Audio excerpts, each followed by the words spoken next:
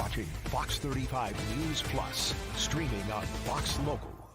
Well, good morning. Welcome into Fox 35 News Plus. We are going to jump right in. It is a busy day here, and I want to get you right now to Titusville High School. You see Governor Ron DeSantis, and right now at the podium, we've got Congressman Mike Herodopoulos, a Republican who represents Brevard County, among other counties here in Central Florida. In the U.S. Congress. They are talking about workforce education, Florida being ranked number one when it comes to a workforce education, a goal that they say they really reached 5 years ahead of schedule. Let's go ahead and listen in live right now as Congressman Herodopoulos and Governor DeSantis speak at this news conference. We also just heard a couple of minutes ago from the state's education commissioner. That Minneapolis stuff in Florida because of his work on the front lines. And he makes sure that every single day our kids are safe in school. And that is such a blessing because we're seeing too often in too many parts of the country, they're not looking out for our kids every day. They're not doing all the things that the governor has done in the front line to protect our kids. Because he has kids, too, who are moving through this system. But most importantly today, I want to talk about our governor. I mean, what a difference elections make. What a difference in the fact that leadership truly matters. It was just a few years ago that we were wondering what the future of this community would be like when COVID hit. He kept this state running. He kept Florida at the tip of the spear, even when all the so-called professionals say you shouldn't do this way. This man led by example.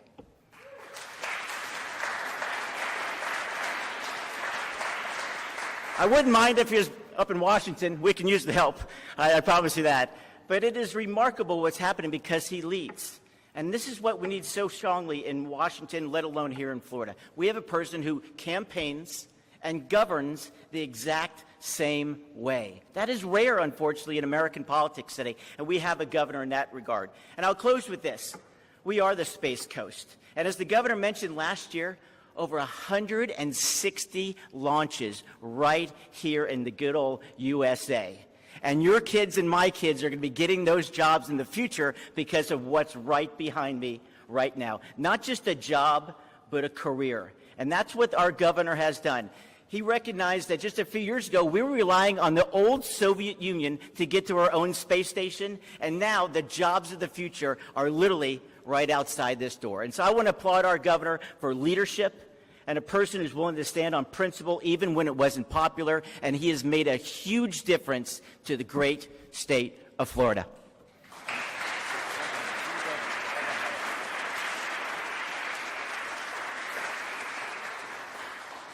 Well, I appreciate everybody. All the comments were great, so thank you guys for doing that. And this is a big day. I mean, you look at this. This is real. This is part of the vision. And look, I was the governor kind of leading. There's a lot of people throughout this state that shared this vision and knew how important it was to be able to equip our young people with the tools they need to succeed. And you're doing it very well here at Titusville High School, very well in Brevard County. And I know we've done things with the grants, but also there have been line items in the budget we've helped you with over the years, and we're happy to do that. And we see the results have been very, very positive. And we're also going to continue doing what we're doing with the universities. I mean, look, I think the fact that we have the lowest tuition for Florida residents is a good thing. I think it means you can go to school and not have to mortgage your future just to pay the tuition. Honestly, it's low enough. You get a part-time job, you could pay the tuition even if you didn't have any scholarship or any parental support at all. And I think that that's something that's really, really, really, really good. It's not possible in most universities around this country, of course. It used to be kind of an incentive, maybe. Our schools were not as selective, when I was growing up in terms of the state universities. But you'd have, like, I had friends. You go to school. Don't graduate in 4, stay for another football season maybe. So that was when, they were winning a lot. We haven't had as much, at least on our state. University of Miami did good, and not private school. But now it's like we want to kind of get you in and get you out. We don't want you to stay in 5. Like, graduate in 3, definitely graduate in 4, because it's ultimately, for us, it's not about making money. It's like these universities are performing a service for our residents. And I think I'm also proud, and there's sometimes some misinformation about this, our undergraduate population, our state universities, 90% of them are Florida residents in state. And then the other 10% is mostly Americans from the other 49 states. So like sometimes people, like some of these universities have all these foreign coming in, like massive foreign. Ours is small. And we really put an emphasis on using these state universities to benefit Florida families and their kids. And I'm proud of doing that, and we're going to continue doing that going forward. Okay, do we got any questions back there? Yes, sir.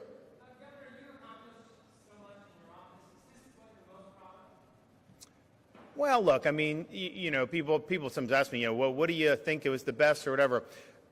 Look, I think what I say is when I became governor, not that Florida was bad. I mean, I was born and raised here. We liked it, but we didn't necessarily have the moxie that we do now of being the free state of Florida, right? And so I think under that comes all this stuff, equipping kids to be able to go into workforce. That gives them freedom to be able to make the most of their God-given talent. Our universities not having $100,000 debt millstone. Those students are going to have the freedom to do well. Of course, I'll have people come up to me to this day saying, if you didn't do what you did during COVID, their businesses would have probably closed. And so the freedom to be able to apply your craft, run your businesses, do all those things, all of that, I think, falls under that envelope. But certainly, I think if you look on education, states are copying what Florida has done almost across the board on all this stuff. And I think that's instructive that we're doing the right things. Yes.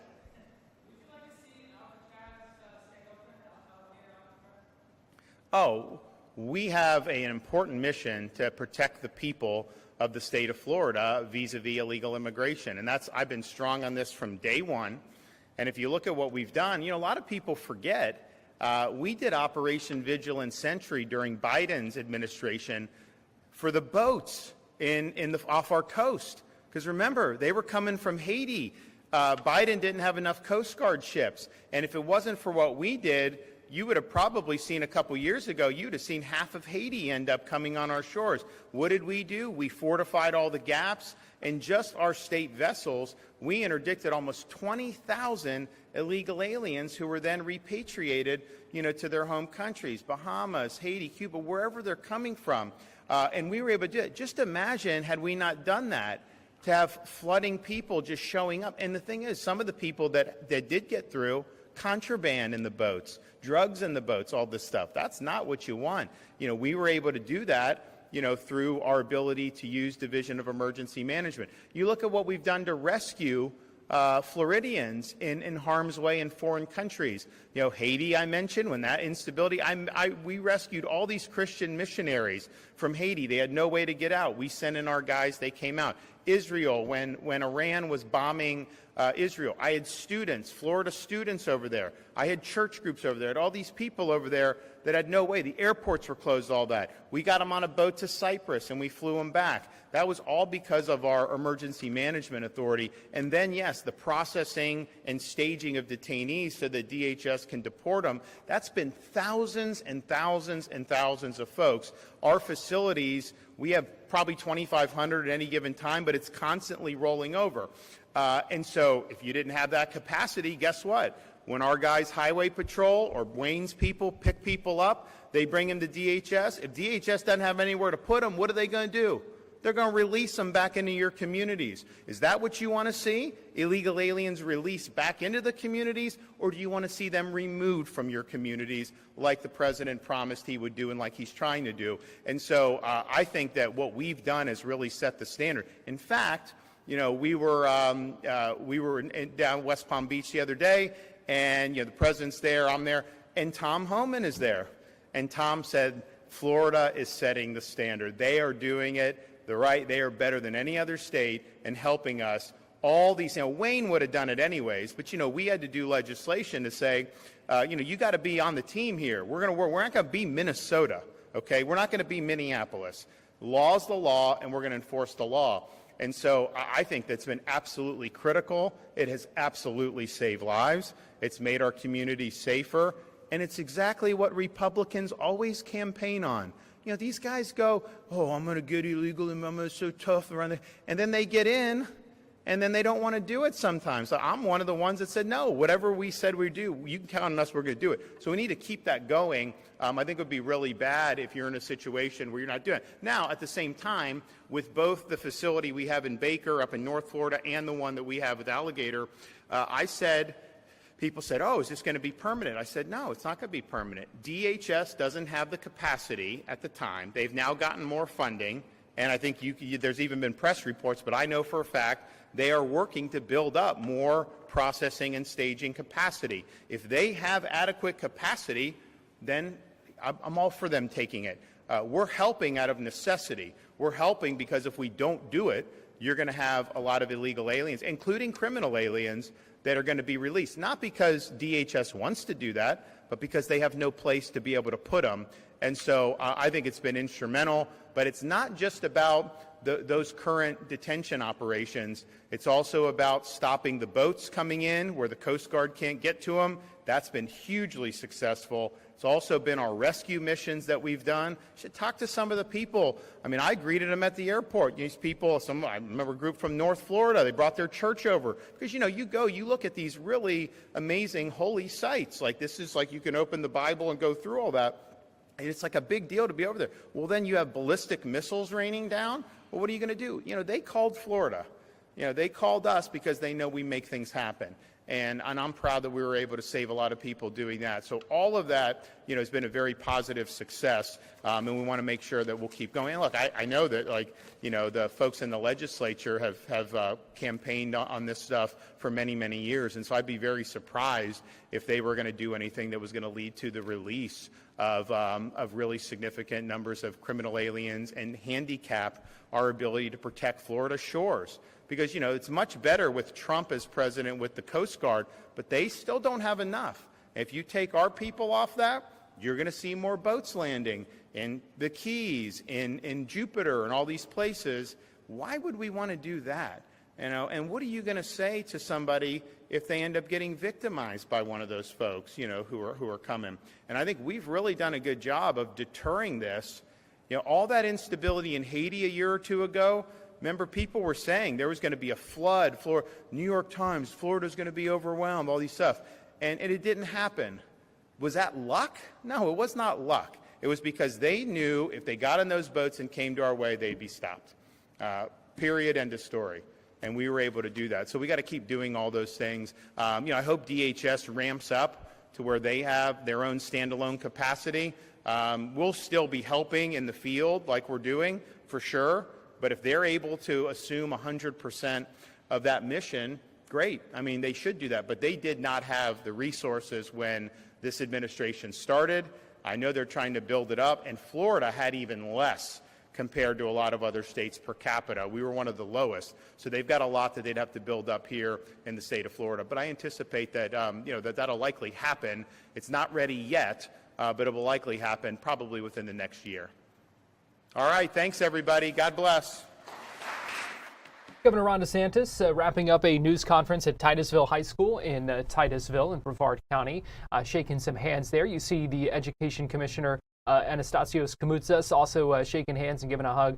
We heard from Congressman Mike Herodopoulos, who you now see there as well. So talking about workforce education, talking about a number of other things as well, and we will have more from that news conference coming up in just a little bit as well to get you caught up on some of those things that you missed. But we do have a lot of other things going on today. Let me just to kind of briefly set up for you a little bit more of what we're tracking. We just heard moments ago from Senator Rick Scott holding a news conference with the Miami-Dade Supervisor of Elections, talking about election security, talking about the Save America Act. A lot of talk about that on Capitol Hill. That is the voter ID and citizenship check bill that would change the way some elections are done. And let me give you a live look right now in court in Miami, where a trial is about to get underway. They're working through some preliminary motions in the trial of Rashawn Jones, who is a former University of Miami football player who is charged with murder in the death of his former teammate. This is a case that stems back to 2006.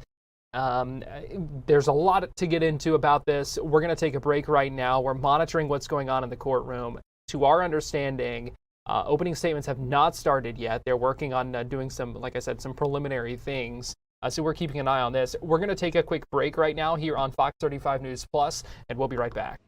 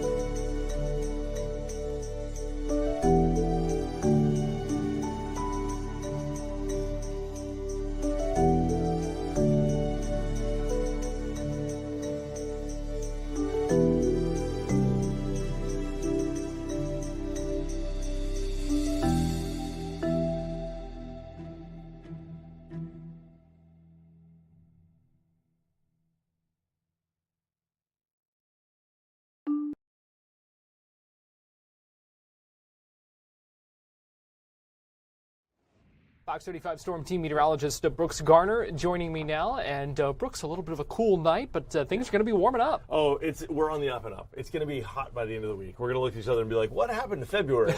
Right. Are we in May? Like, what's going on here? And essentially, we're going to see high temperatures consistent with early May as we get into the weekend with highs reaching the middle and upper 80s. It is going to be a heat wave for us. Not humid. It's going to be a dry heat, but hot nonetheless. So we go from 70 at this hour up to about 78 by 3. A beautiful day today, a lot sunnier, a lot warmer than it was yesterday. Yesterday, if you recall, we had the clouds and kind of the cool weather in the afternoon.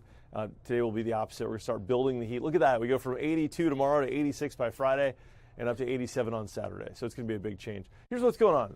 We've got an area of high pressure. I got to lick my lips for this one because it's a really dry area of high pressure. It's going to make your lips chapped. I know that was kind of Freudian slip there, Garrett. But anyway, this thing crosses the Gulf after it gets big over Mexico and brings with it its big heat. It's going to sit over Cuba and pump in a southwest flow. Really low humidity. We'll see relative humidities below 25% during the afternoon. And so that's going to up the fire danger. And technically, that's actually drier than the Saharan desert. That typically has a relative humidity of 35%, but this will be drier than that. So if we had a lot of wind, we'd be looking at a major fire threat, but it looks like at least the winds will be somewhat not as bad, maybe a little breezy. Bottom line, though, it's going to get hot, it'll be dry, and this is why I'm licking my lips, because this high pressure center originates from a desert plateau. It's called the Sonoran Plateau. It's an area between roughly the Texas border southward to central Mexico that averages about 6,000 to 7,000 feet above sea level. And it's mountains and valleys. And anyway, it's really high up. And essentially the sun, which is a subtropical sun, bakes down on this desert rocky plateau. And the warm air, just like if you put your hand over like a driveway in the summertime, you feel the heat radiating up. That warm air expands high up into the atmosphere, producing an upper level ridge as heat expands, and it makes the air mass expand. And what that does is produce an individual weather system, a bubble of high pressure way up high in the atmosphere. And as that moves along, essentially the air within it eventually sinks down and compresses toward the ground, which warms it up even more. It's like when you're pumping up a bicycle tire and then you touch the tube and the tube is hot. It's a law of physics that when you compress gases, they warm up. So it's an amazing process, and one of the only examples of weather where something is formed essentially by land and not by other weather. And so if Mexico's high plateau wasn't there, we wouldn't have a weather system like this coming our way this weekend. So that's the driving force for it being so warm. And how warm are we talking? Well, here's a look at the forecast for Saturday. We're going to top out about 87 degrees in Orlando, maybe close to 90 south of Lake Okeechobee, like in the town of Belle Glade, Clewiston, Immokalee, north of Alligator Alley, some of those small towns there, maybe 90 degrees. So pretty wild how fast we can turn around from February 1st, morning low of 24 degrees, to now we're quite literally within a few degrees of 90 for Saturday. But because it has been so dry, we're likely to see more extreme fire danger advisories issued, red flag warnings, if you will, especially if there's any kind of a breeze that crops up. So we're going to warm up to the 80s starting tomorrow. That'll continue through Saturday. And then there is a little bump in the road on Sunday. We've got a cold front coming in. That'll knock us down into the 60s for Monday, but it's a briefly lived cold shot where we'll be bouncing back into the 70s by the middle of next week, and then off to the races back to the 80s after that. So overall, we're going to start seeing fewer and fewer cold air incursions and more heat waves like this developing. But it's pretty wild to visualize the cause of this, Garrett. When you can just picture like a big, hot, rocky area, the sun beating down on it. It's already more than a mile high because it's at a plateau over 6,000 feet, and that just radiates up into the atmosphere and creates its own kind of bubble of weather that then floats like a cork in a stream right over the Gulf into Florida and brings with it that weather sort of scenario where it's just hot and dry, and you'll be licking your lips. It's chapped lips weather, they say. But it's going to be nice. Yeah, keep that chapstick handy. I know I've got mine in my pocket. Fox 35 Storm Team meteorologist Brooks Garner, thanks for joining us. You got it. Thanks, Garrett. And we're going to take a break here on Fox 35 News Plus. Give you a live look at Daytona Beach right now. We're going to be right back after this here on Fox Local and YouTube.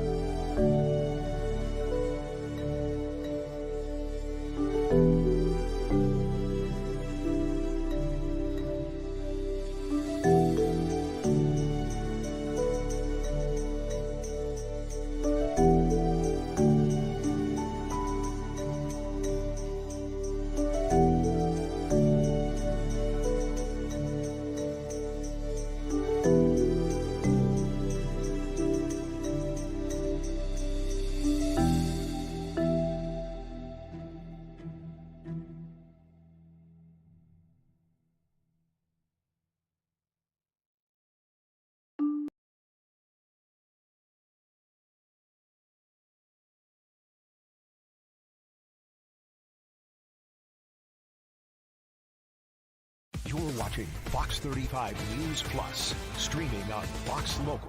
Welcome back into Fox 35 News Plus. Garrett Weimer here. Thanks for joining us on this Tuesday morning, live on Fox Local and on YouTube. We are continuing to monitor this trial out of Miami-Dade, where a former University of Miami football player, Rashawn Jones, is in court facing charges for the decades-old murder of his former teammate, Brian Peta, killed back in 2006. It took 15 years for an arrest in this case before Rashawn Jones was charged with murder. This followed an ESPN investigation into this case. There have been a lot of interesting things about this case over the years, including the fact that one of the key witnesses in this case. Prosecutors said they had believed him to be dead at one point, but again, more reporters with ESPN found him alive. That witness is believed to be unfit to testify at this point because of his age and mental status, but they are going to, I believe, play some recorded testimony from before. You see Rashawn Jones there sitting at the defendant's table. Attorneys have been discussing with the judge a number of things that they want how they want to handle some things with the jury. In this case, the jury still has not been called in. They have been selected. They were selected, I believe it was last week. And so opening statements rather, are expected to begin here shortly. I will warn you, we're having a little bit of a glitchy feed there, but we are monitoring this case, and we'll check in on that trial coming up in just a little bit. I do want to give you an update right now on a couple of your Fox 35 News Plus headlines, including this disturbing and really scary case out of Volusia County, where a teenager had his throat slashed in Daytona. Fox 35's Marley Capper has more. Good morning. This is a really disturbing story. The family says they were walking near the pier when the mom thought her 13-year-old son was being robbed.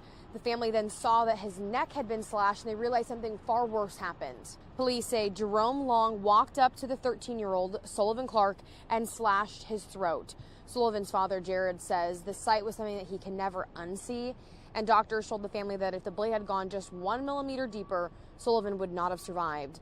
Sullivan believes a split-second decision to look at the boardwalk attraction is the only reason he's alive today. The crazy thing is, I turned at the perfect time because I was on the phone and I happened to be looking up at like the slingshot, and I turned.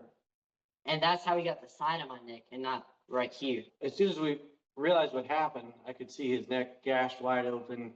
I could see all the way down to the meat. Thankfully, the boy is alive. Police say they found Long hiding near the overpass on the pier and arrested him. We also spoke with a man who works nearby and says he had actually spoke to the suspect just moments before this had happened, and so he was, of course, shocked. We do know police are investigating, and we'll bring you guys updates as soon as they're available. For now, reporting in Daytona Beach, Marley Capper, Fox 35 News. We are also following up today and learning more about this shooting in Paramore that happened at Sister Soul Food restaurant after some sort of dispute between teenagers. And we know that four juveniles were shot. 3 of them with non-life-threatening injuries, 1 of them taken to the hospital with life-threatening injuries. Fox 35's Amanda Ruiz has more on what we know about that this morning. Yes, just a heartbreaking incident to happen there. I want to tell you that police tape and also boarded up windows now litter the front of this restaurant that now mark the spot where Orlando police say 4 kids were shot. This happened Sunday afternoon at Sister Soul Food. Police say it started as an argument between kids and then gunfire. Right across the street from the restaurant is a church where the pastor tells us she was just about to wrap up youth group when people suddenly ran inside for cover. She says about 20 children and adults crammed into a very small office just waiting for the bullets to stop. She recorded audio of that terrifying moment the gunfire broke out. Take a listen. Everybody sit still. Everybody sit still. Sit still. Everybody sit still. The kids were panicked. They were traumatized. I remember the owner of the restaurant. She ran into her. She was literally cutting a sweet potato in a knife. She ran into the back of our church, like just seeing the fear on her face. Police say at least 3 of the victims are expected to survive, but there is a 4th child. They are in serious condition. So far, no arrests have been made. We'll keep you updated as this develops. For now, I'll send it back to you in studio. So we are continuing to follow up on that case today as well. We're going to take a break right now here on Fox 35 News Plus, but we'll be right back.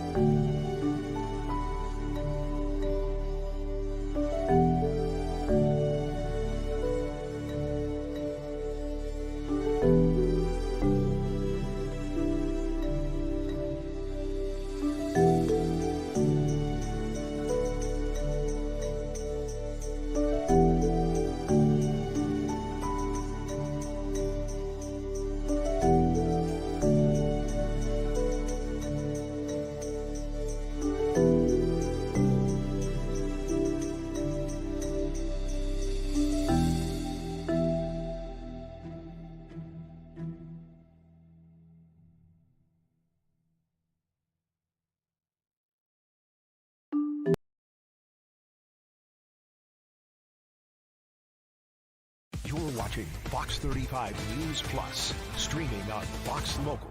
Welcome back into Fox 35 News Plus. Garrett Weimer here, and thanks for joining us on this Tuesday morning live on Fox Local and on YouTube. Trying to figure out, we're watching this hearing, or the trial rather, of Rashawn Jones. They're taking a break right now. Unsure how long this break might be, but we are monitoring that, and we'll get you inside the courtroom coming up a little bit later. Right now, though, I want to get you to Tallahassee, where a number of things going on today. Coming up around noon, the Florida Senate Rules Committee is going to be discussing a number of bills. At 1 o'clock, the Florida House is going to be in session, and they're going to be voting on a couple of bills that we've been watching, including the airport renaming bill and a bill that would establish an e-bike safety task force, and also bake in some regulations into state law.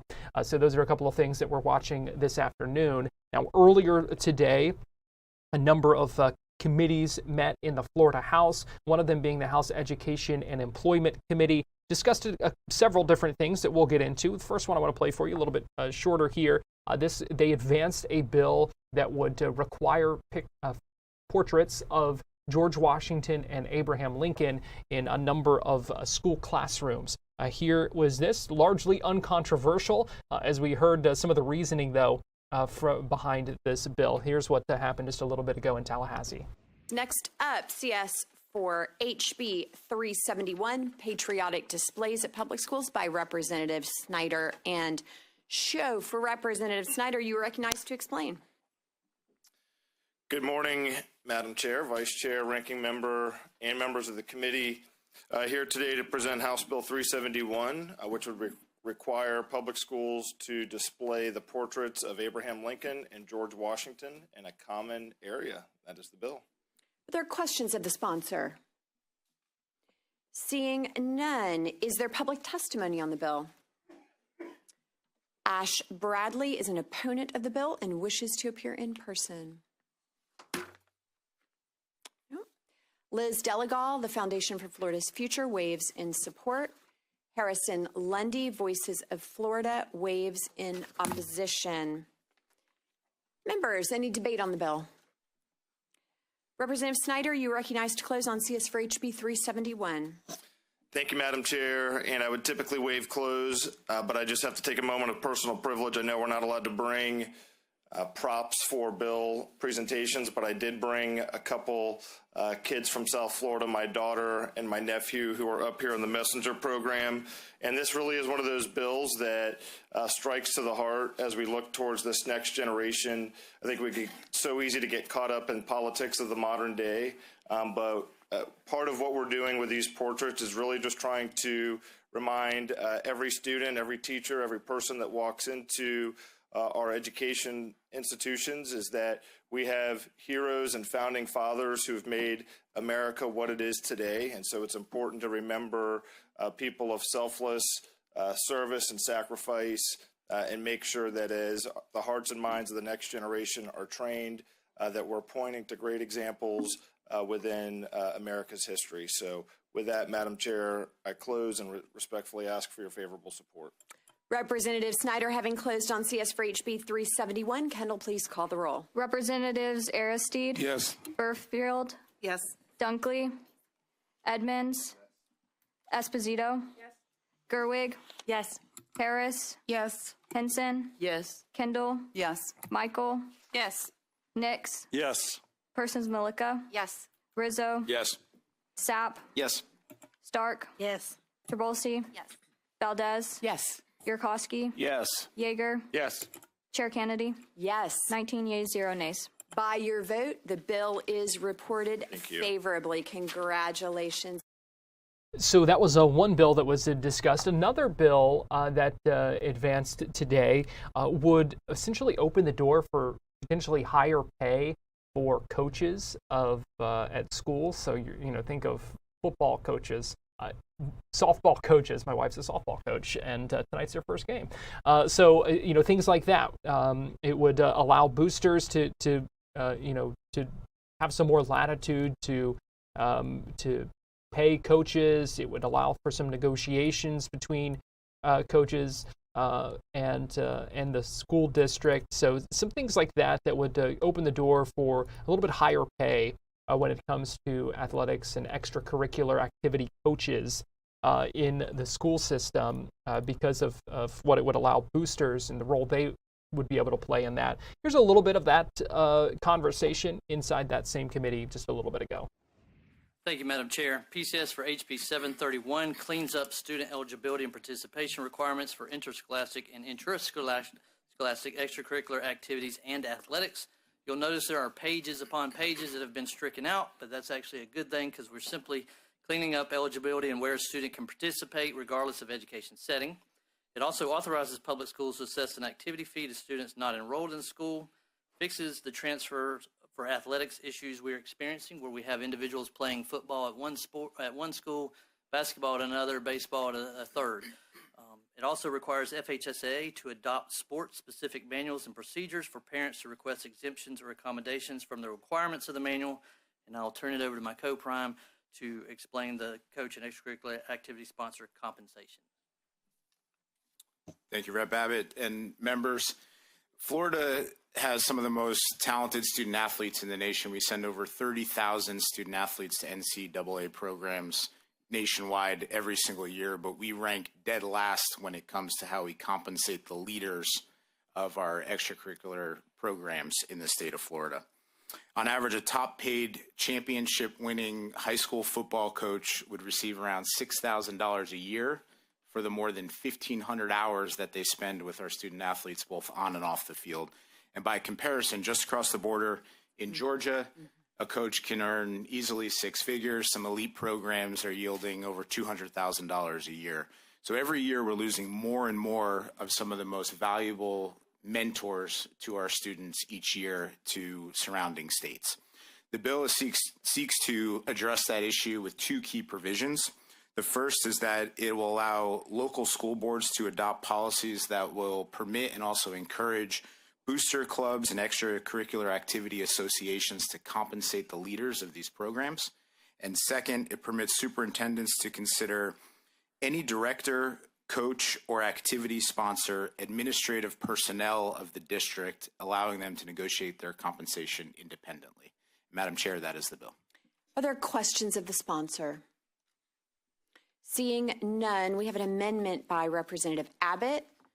Amendment PCS for HB 731A1. Representative Abbott, you are recognized to explain your amendment. Thank you, Madam Chair. The amendment requires all governing agencies maintain sports manuals and handbooks, not just FHSAA, and clarifies public schools can assess an activity fee to enrolled students and requires the district school board or charter school governing board to approve activity fees as an action item vote. Questions on the amendment? Seeing none, is there public testimony on the amendment? Debate on the amendment. Representative Abbott, you are recognized to close on your amendment. Waive close. All in favor of the amendment say yay. Yay. Opposed, nay. The amendment is adopted. We are back on the bill as amended. Is there public testimony on the bill? Jason Crawford, representing Home Education Foundation, waives in support. Frank Peterman III, representing the Florida Education Association, waives in opposition. Members, any debate on the bill? You are recognized, Representative Yarkowski. Thank you, Madam Chair, and thank you, Rep. Abbott and Rep. Anderson, for this bill. And I just wanted to make a comment that what you're doing here, I think, is going to prove to be something that we're going to see produce fruit exponentially over the years. And what do I mean?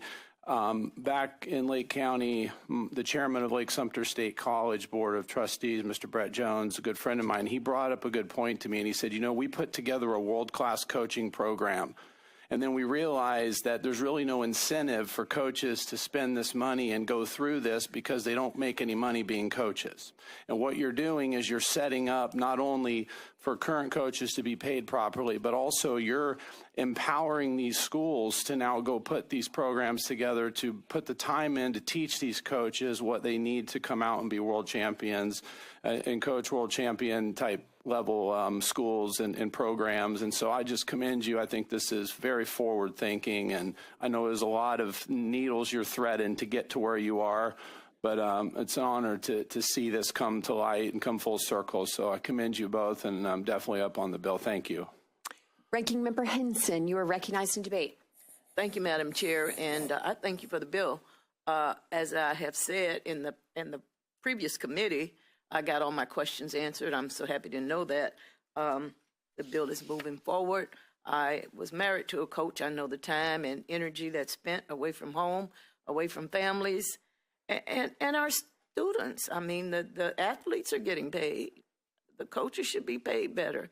And I appreciate you bringing this to our school systems. Thank you, Madam Chair. Representative Aristide, you are recognized in debate. Thank you very much, Madam Chair. As someone who's been a coach, I know the challenge, and I know that you don't get reimbursed for the work you're doing as a coach. One of the biggest things that happened in coaching lately is a lot of people are contract coaches. They're not educators. Some don't even work in the school. They come from outside the school. So it'd be great that coaches get an opportunity that are educators and they can continue in the profession. So when you're talking about $6,000 a year supplement, you have a family, you have expenses, you have a lot that you have to take care of. So financially, it could become a burden when you're out here coaching. Only thing I would just be cautious with, and I think the only concern I have is that they'll be able to decide if they're going to work with some type of membership with a union, or are they going to be like an administrator, one that does not have a union. So that would be the only thing I would look at. Would they be able to negotiate?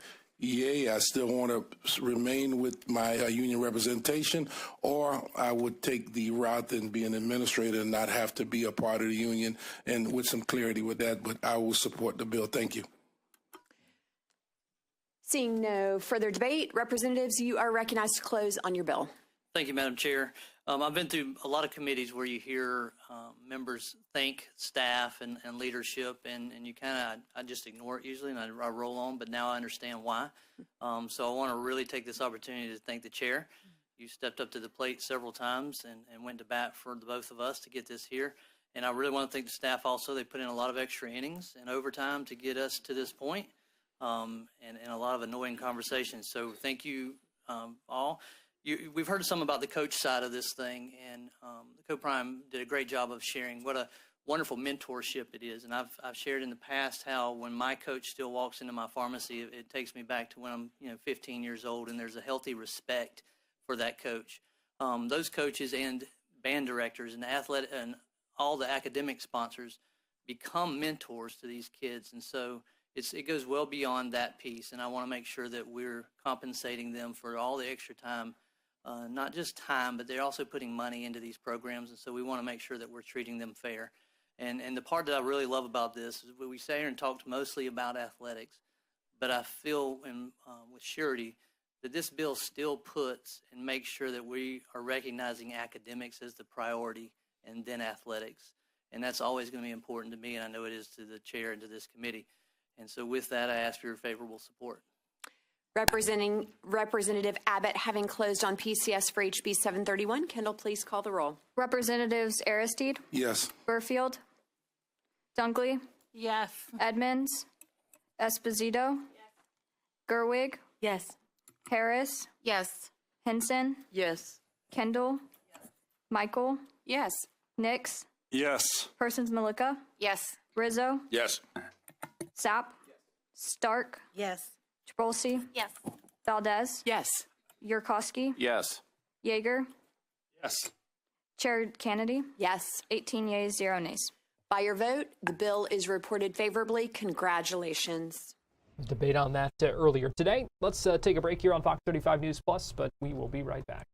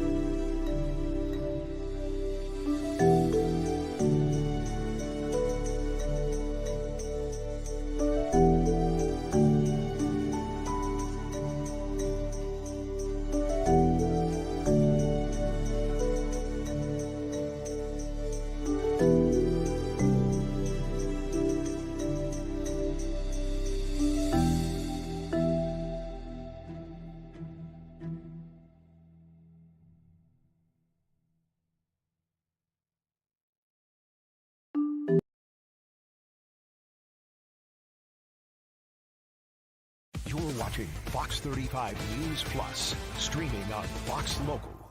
Welcome back into Fox 35 News Plus. I'm Garrett Weimer, and thanks for joining us on this Tuesday morning, live on Fox Local and on YouTube.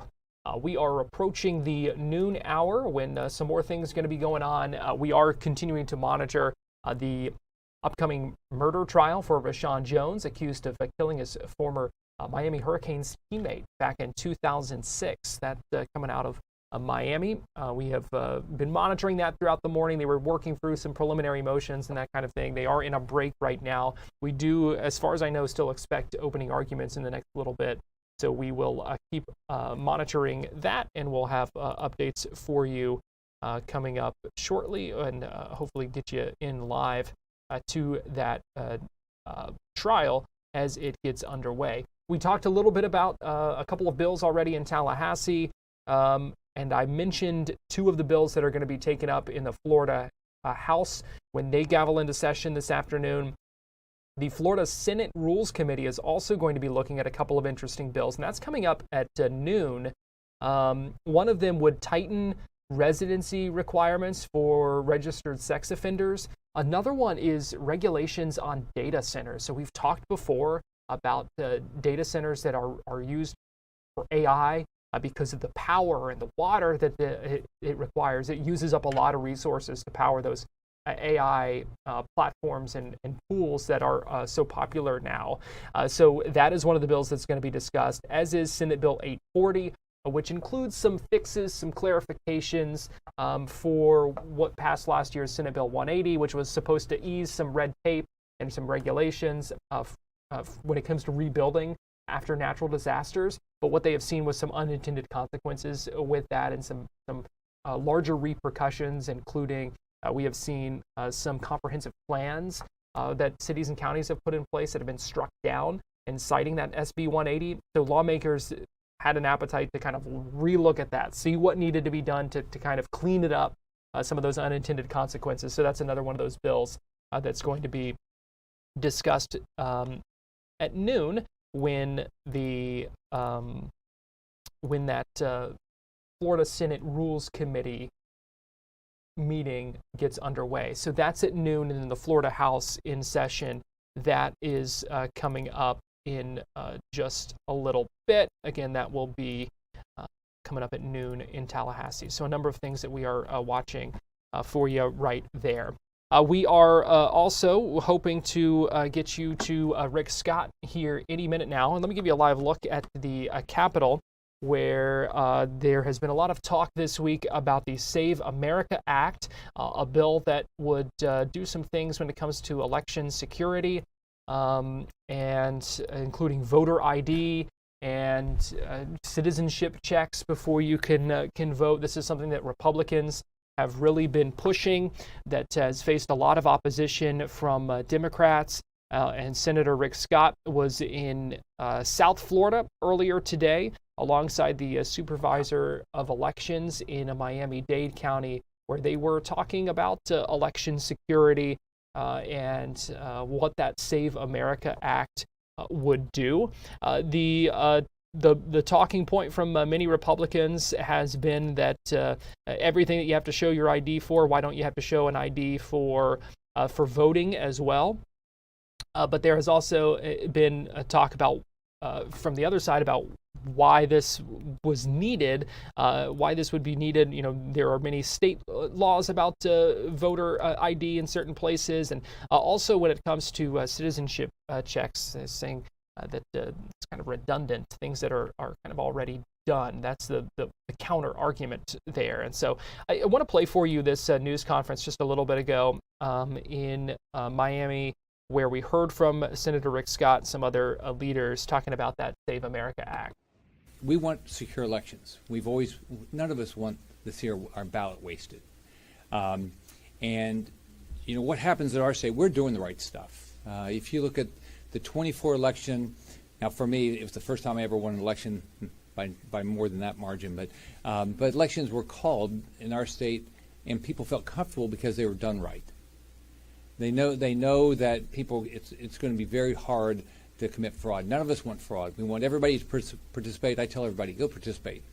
Anybody that runs would like everybody to vote for them, but reality is we all need to go vote, but we don't want any fraud. And that's one thing we do a good job in Florida. But when you look at the national elections, it matters who the majority of the Senate is. It matters to you.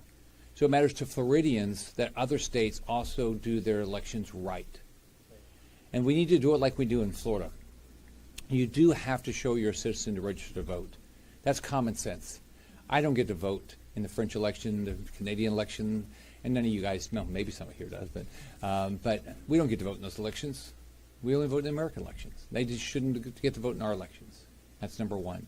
Number two is just to make sure there's no fraud, you ought to show an ID on Election Day. So it's common sense. We've got a bill called the Save America Act. We have 50 people on it now. What I tell everybody, call every U.S. senator you know. It's already passed the House. I don't care if you're Republican or Democrat. It doesn't really matter. We all would like everybody to vote for them, but reality is we all need to go vote, but we don't want any fraud. And that's one thing we do a good job in Florida. But when you look at the national elections, it matters who the majority of the Senate is. It matters to you. So it matters to Floridians that other states also do their elections right. And we need to do it like we do in Florida. You do have to show you're a citizen to register to vote. That's common sense. I don't get to vote in the French election, the Canadian election, and none of you guys, no, maybe someone here does, but we don't get to vote in those elections. We only vote in the American elections. They just shouldn't get to vote in our elections. That's number one. Number two is just to make sure there's no fraud, you ought to show an ID on Election Day. So it's common sense. We've got a bill called the Save America Act. We have 50 people on it now. What I tell everybody, call every U.S. senator you know. It's already passed the House. I don't care if you're Republican or Democrat. It doesn't really matter. We all want election security. So call your U.S. senator and say you ought to get on this bill. There's a variety of ways we can try to get the bill done, but it's very, very, very important that we get this bill passed. Good morning. Election integrity is more than a dream, and it's more than a goal. It's something that we need to do throughout the United States to give back the trust that the people of the United States have lost in many places about our election. Voting is a privilege, and this is why, Senator, what you're doing is bringing back trust in the system. Alina is doing a phenomenal work here. All I can say, Senator, is that for those of us who compete in election, it's important to see the faces of people who do believe in the system and are willing to go by the book to elect the people that they want or they deserve. Thank you. Now we're going to hear from, when I first ran in 2010, all I knew was Renee. Let's go by Renee. Thank you, Senator. Listen, it really is an honor for me to be here today, and just let's take a step back. In 2000, when I first got elected, we all know the debacle of the election system here in the state of Florida. What happened with the recounts and recounts and recounts after the presidential election. We know the errors that were committed, and subsequently we were able to fix them in the state of Florida, and now we feel very comfortable with the election systems that we have and the way that the process is working. In the state of Florida, it's working, and thank God that we have Alina Garcia down here in Miami-Dade County who is leading the way in ensuring that we do have safe and open elections. Folks, just remember, we live in a republic, and the most sacred pillar that we have is our democracy. And the only way we can protect that democracy is of making sure that we have transparent and open and fair elections. We see that across the country, we've seen some anomalies happening in some elections. We want to make sure that doesn't happen. So I think, Senator, with the work that you're doing with the Save America Act right now, making sure that we have the lessons learned from the state of Florida that you lived through, and making sure we take that to Washington, D.C., and make sure that every state, their voters can depend on their election system. I think this is why it's important and incumbent of all of us, regardless of Republicans or Democrats or Independents, that we stand together in making sure that we have an open and fair and transparent elections, and why not where people have to identify who they are. We identify ourselves to get a cell phone. We identify ourselves to buy anything in the stores. Why do we not have to identify ourselves when we vote and cast the most sacred thing that we have as an American, which is that vote? So, Mr. Senator, I appreciate you very much for the work that you're doing on this. Without you, this will never be able to get to where it is today. Now we're going to hear from newly elected Commissioner Fabio Andrade. Thank you, sir. Well, to start off, I'm honored to be in your building, Alina. You're doing a great job. Thank you very much. That's phenomenal. Está haciendo un trabajo fenomenal. La felicito y siga para adelante y estamos con usted. Senator or Governor, Senator said. Governor Rick. Yeah, Rick, yeah, dear Rick. No, we're here to support you. There's no question. I've been very active in elections. Many of you know me. We are very much in favor of this. The Latino community is in favor of this. There's no doubt that we want integrity in our elections. We want voter registration information and citizenship voting. So once again, Senator, thank you for inviting me. We are here in support. Can we just finish and just talk about one more thing? We have an opportunity for free and fair elections in two countries, Venezuela and Cuba. I'm very optimistic. There's a lot of people who worked their butt over that for decades. So I think what's really important now is don't stop talking about it. Constantly. Every day. Everybody you can talk to. Everything you post on social media. Everything if you're on TV, constantly talk about. Take Venezuela. We have to have expectations that there are free and fair elections. I'm very happy that there it appears that we are going to have a good relationship. But we got to have a free and fair election, and the people of Venezuela get to pick who they want to be as their president. So this is the first time in my lifetime I can remember as a child, and I actually went to Guantanamo Bay in the Navy when I was in U.S. Navy, but it was before they had all the prisoners there. But we just did refresher training. But this is the first time in my lifetime, and I actually remember as a kid, a friend of mine went to her dad was stationed in Cuba in Guantanamo Bay. This is the first time probably this is the closest we ever get to freedom.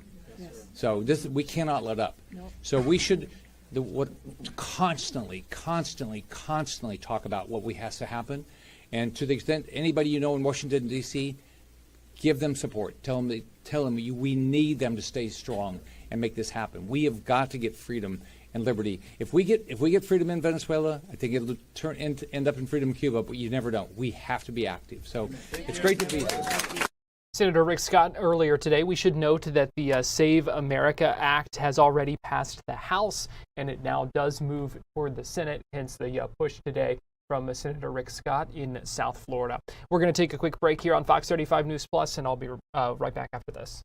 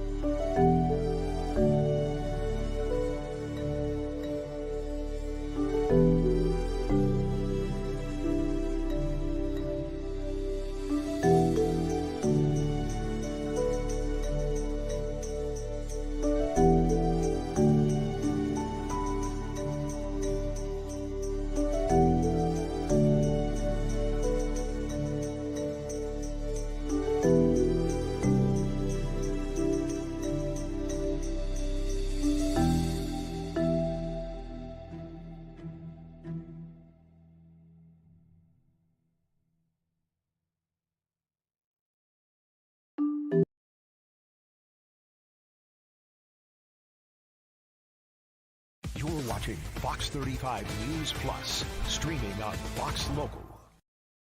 Good afternoon to you. Welcome back into Fox 35 News Plus. I'm Garrett Weimer, and thanks for joining us on this Tuesday afternoon, live on Fox Local and on YouTube. Some interesting reports that are getting a lot of attention right now on kind of the theme park side of social media, and that is reports including from Lynn Testa from the Unofficial Guides that Disney is kind of rethinking some of its plans for the upcoming Villains Land at Magic Kingdom. This is part of their big expansion beyond Big Thunder Mountain. It's been in the works for a while, but the reports are that they're kind of going back to the drawing table here and wanting to think even bigger than what they were thinking before.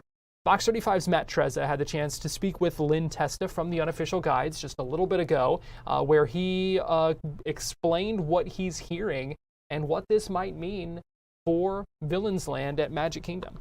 So what I'm hearing is that the team working on Villains Land for Magic Kingdom in Walt Disney World was told earlier this year to rethink the plans that they have around the rides, shows, attractions, and restaurants that they're building in that land.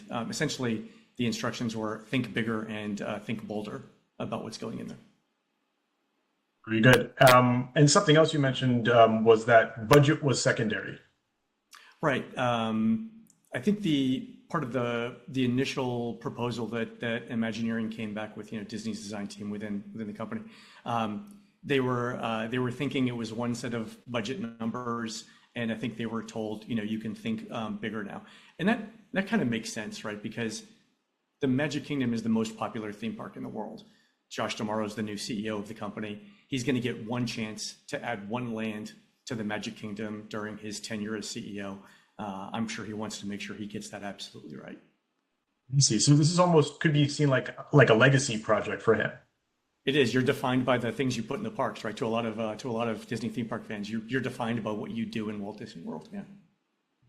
Very cool. And so, how common is this for something like this to happen? For them to scrap plans that they may have had, redo something, rethink something, re-engineer something?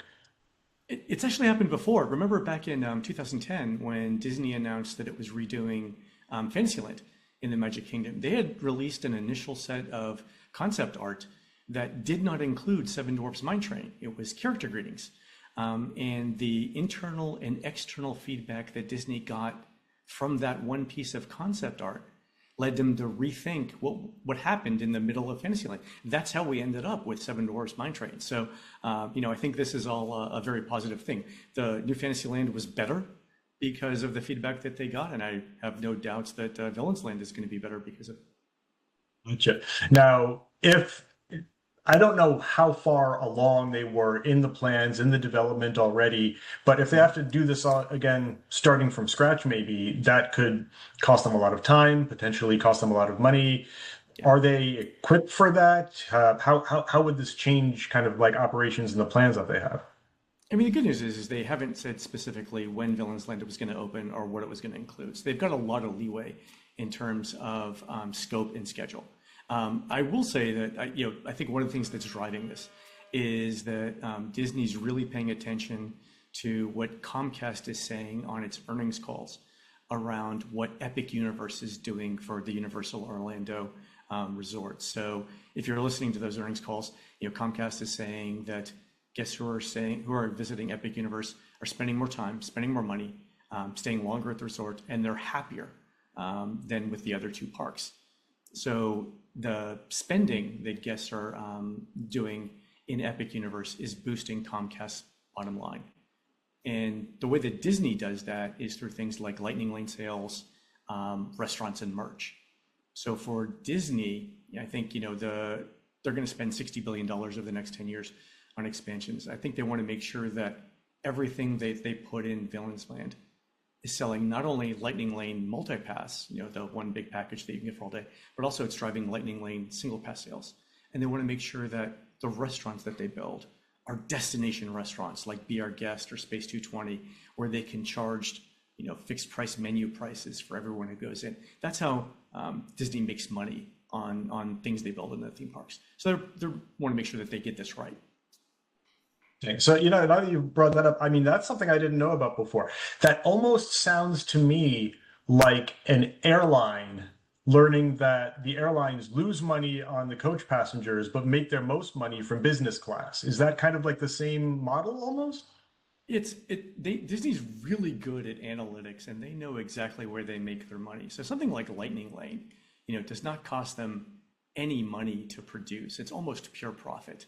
And it's one of the major sources of per cap spending increases that Disney's seen. So they want to make sure that everything that they build, people are going to want to ride that ride so much that they're willing to pay an extra $15 or $20 or $25 just to get to experience this new ride. I mean, that's a driving conversation, I'm sure, in every single new attraction that's being built in Walt Disney World. So, yeah. That's really fascinating, and I actually didn't know that before, but totally makes sense. As far as the competition with Universal goes, how do you think they're looking at like Dark Universe and saying, how can we top that? And it's pretty good, but I think from what some of the other bloggers I was looking at, they were saying that Dark Universe, it's good, it could be better. So Disney really should, like, with Villains Land, like, knock it out of the park. Yeah, I think there are two ways to approach it. I think the design team, the Imagineering team within Disney, looks at the awards that Epic Universe has received from the theme park industry and wants some of those for themselves. I think management and shareholders are really looking at the amount of money that Epic Universe is adding to Comcast's bottom line. And so there's a happy medium where everyone can get what they want, including the theme park fans, right? The theme park fans who are going to Epic Universe and who are spending that money are doing it willingly. They love the park. The satisfaction scores are really, really high with it. So this is a case where this kind of, reset or rethink could make literally everyone happy. The one clue I think that was really telling about this, that kind of makes this whole story make sense, is that in the last week, Josh D'Amaro said something really interesting for a Disney CEO. He said, he was talking about the Millennium Falcon ride at Galaxy's Edge. And he said, the guests like it, but they don't love it. And just to put that in perspective, that's like the president of France saying, we have some cheeses that people like, but they don't love some of our cheeses, right? Like that is, I would never think that a Disney CEO would be that direct about what he sees in his internal guest satisfaction surveys, right? But Galaxy's Edge cost Disney $1.2 billion. Now they're spending $60 billion. And Josh knows that he doesn't want to spend $60 billion and get to like. He wants to spend $60 billion and get to love. And I think that is but him acknowledging that was amazing. And I think that makes this whole decision make sense. I love that you said that. And yeah. Does that speak to his experience running the parks? 100%. I mean, give Josh credit. He was in the parks. He met the fans. He was very visible, not only in Walt Disney World and Disneyland. No one is ever going to criticize him for not being in the parks, feet on the ground, knowing what the guests experience in the parks. So, credit to him for this. I get a feeling like this kind of decision, to rethink things is done at the CEO level. And if this is the first thing he said about it, and this is his first decision, I think we're all going to be very happy. So we will see what comes from that really interesting discussion there. Fox 35's Matt Trezza speaking with Lynn Testa of the Unofficial Guides and some of his reporting about what they are now looking for, some more ambition, some bigger scale, some better rides for that Villains Land. We'll see what comes from that. We're watching it closely. Right now, we're going to take a quick break here on Fox 35 News Plus. When we come back, we're going to get you inside a committee meeting in Tallahassee where they're discussing that airport renaming bill. So keep it right here on Fox 35 News Plus, and we'll be right back.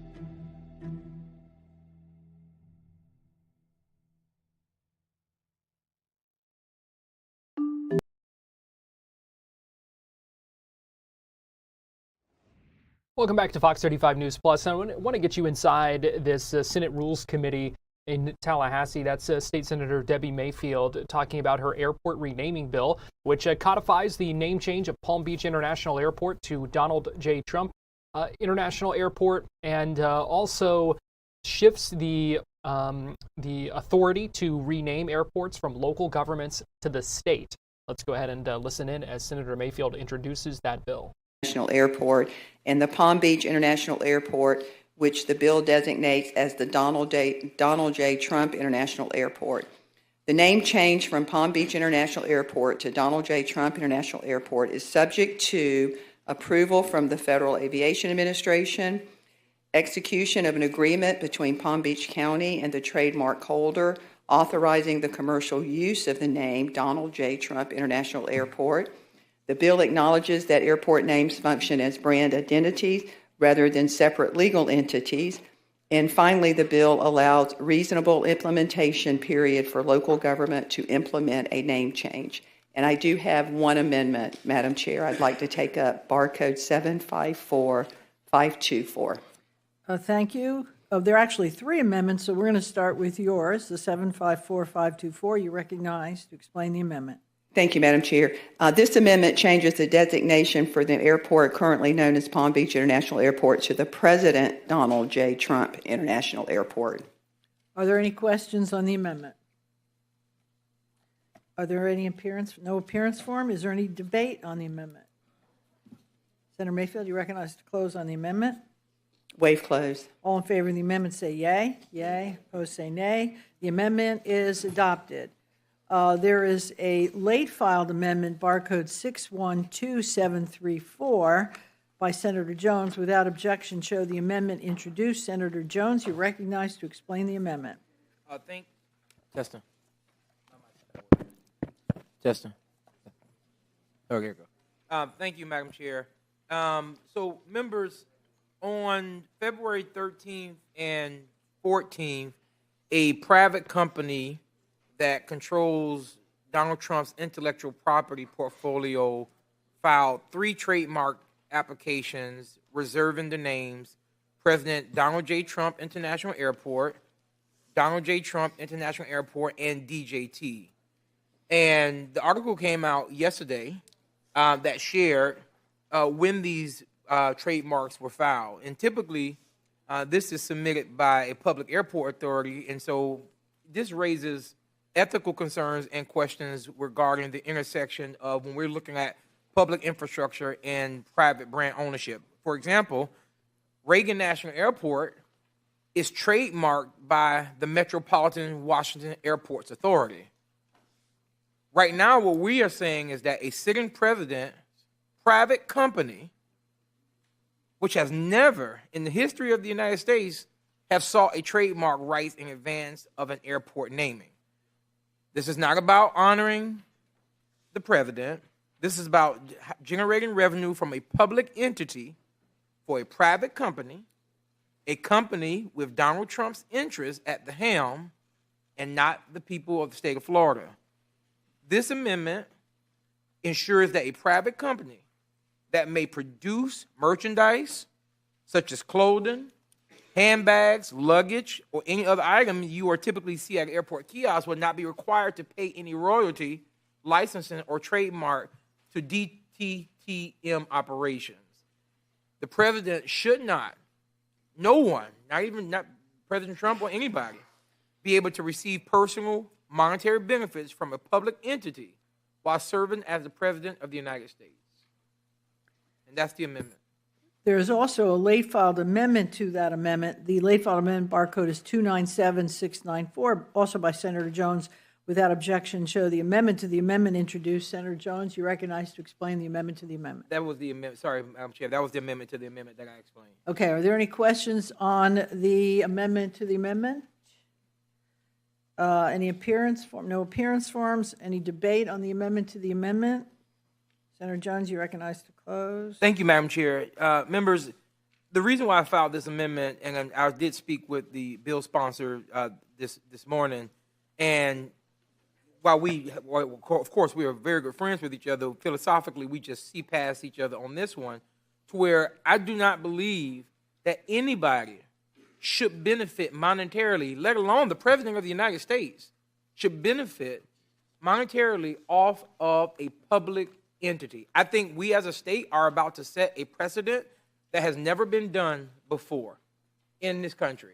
And I just hope that we consider that as this is going forward. This amendment doesn't change the essence of the bill.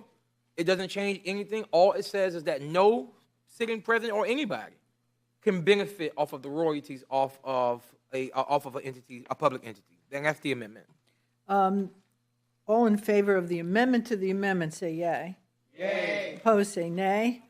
Nay. The amendment fails. But we are back on the main amendment, which is 612734, which was not amended. Are there any questions on the main amendment?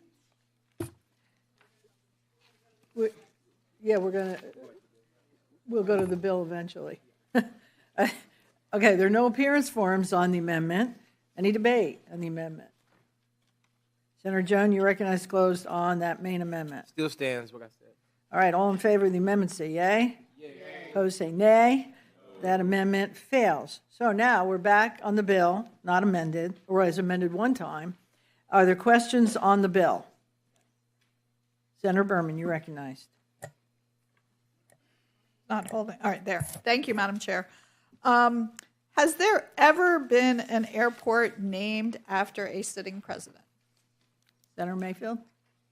Well, after a sitting president, I'm not aware of, but I don't know, Senator, but there are many airports that have been named after other presidents. Thank you. Follow up, Madam Chair? Yes. So there are other airports, and what I saw is that they were named after those people left office, after the presidents left office. Why would we change that precedent and name the airport when somebody is in office instead of waiting like we have in the past? Senator Mayfield? Thank you, Madam Chair. And Senator Berman, this is the first time Florida has ever had a president that was a Palm Beach County resident in Florida. And this is an agreement that Palm Beach County Airport and President Donald J. Trump has got together on and has agreed upon. So this agreement, what we're doing is an agreement between Palm Beach County Airport and President Trump. And because of the fact that he is a resident of Palm Beach County, they just felt it was fitting to do so. And President Trump is honored that they would bestow him with such an honor. Senator Berman. Thank you, Madam Chair. Have the Board of County Commissioners of Palm Beach County voted on this issue? Senator Mayfield. Madam Chair, I am not aware of that, but I know that I have been working closely with the county administrator as the Trump family has been working close with the county administrator. And we have made amendments along the way to meet their needs. So I am not aware if it's been voted by the county commissioners, but I know I am aware and have had discussions with the county administrator of Palm Beach County, as the Trump family has. Senator Berman. Thank you, Madam Chair. President Trump actually did not win Palm Beach County in the last election. Would you have any problems with the people of Palm Beach County having the ability to have a referendum to vote whether they want to have their airport renamed? Madam Chair, I don't think that's my call to make.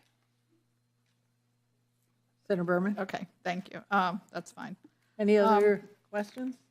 One question. I have a question. Senator Pizzo? Thanks. How do you change the name of an airport in statute, or unname something, or change it to a different name? Is that the state's decision in the future? Senator.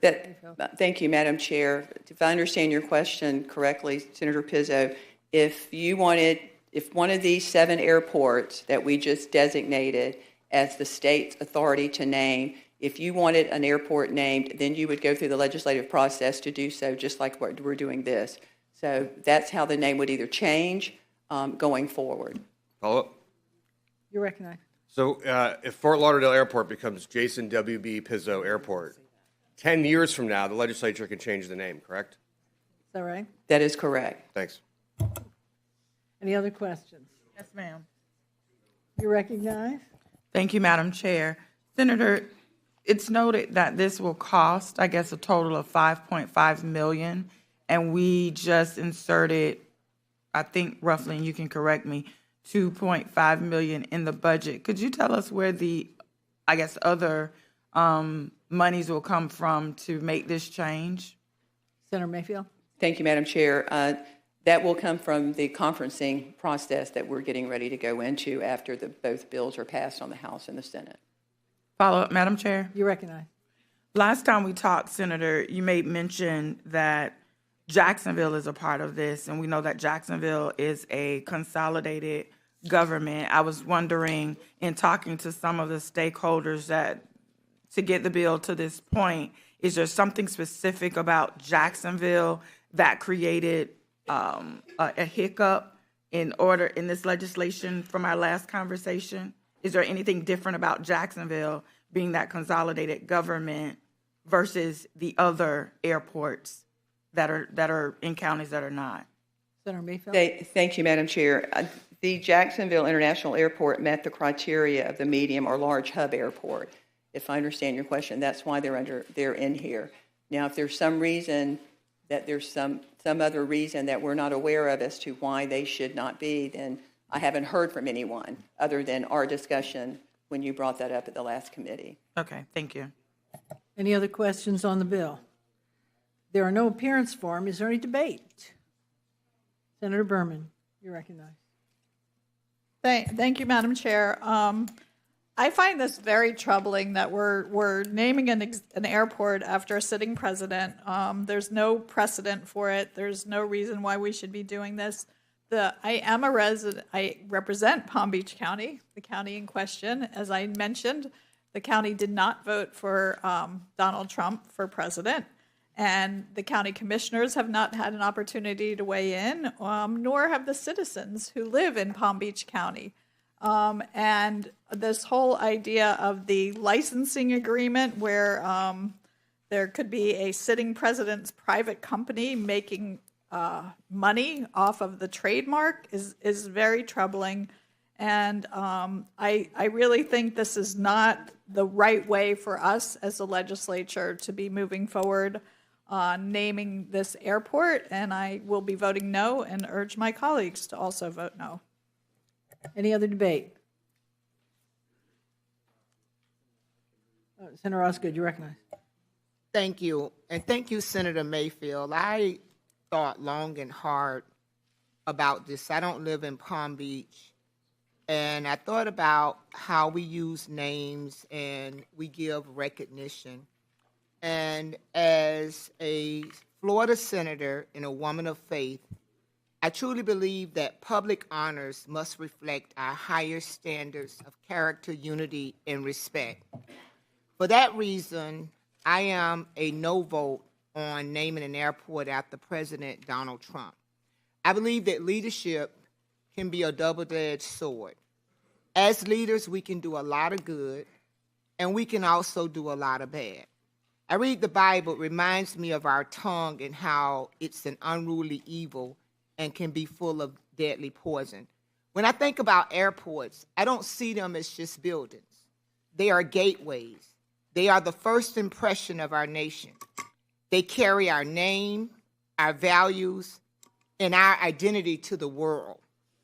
This is why naming an airport after any individual must rise above politics. It must reflect unity, dignity, and moral leadership that transcends party lines. And today, we're being asked to name a public airport after President Donald Trump. For me, it's not about party affiliation. It's about principle.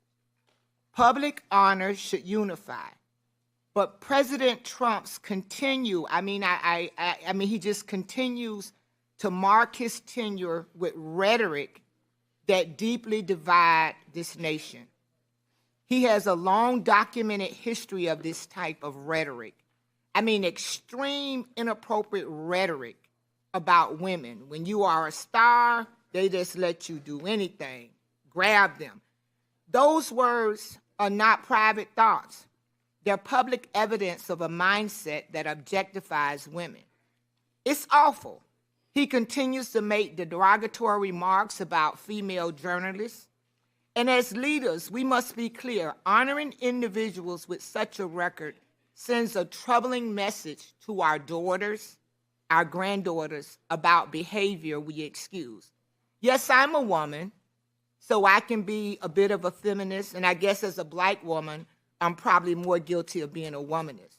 But President Trump's demeaning language, even about his own political party, calling members of the Republican Party rhinos, and publicly attacking colleagues that disagree with them, outright calling them morons.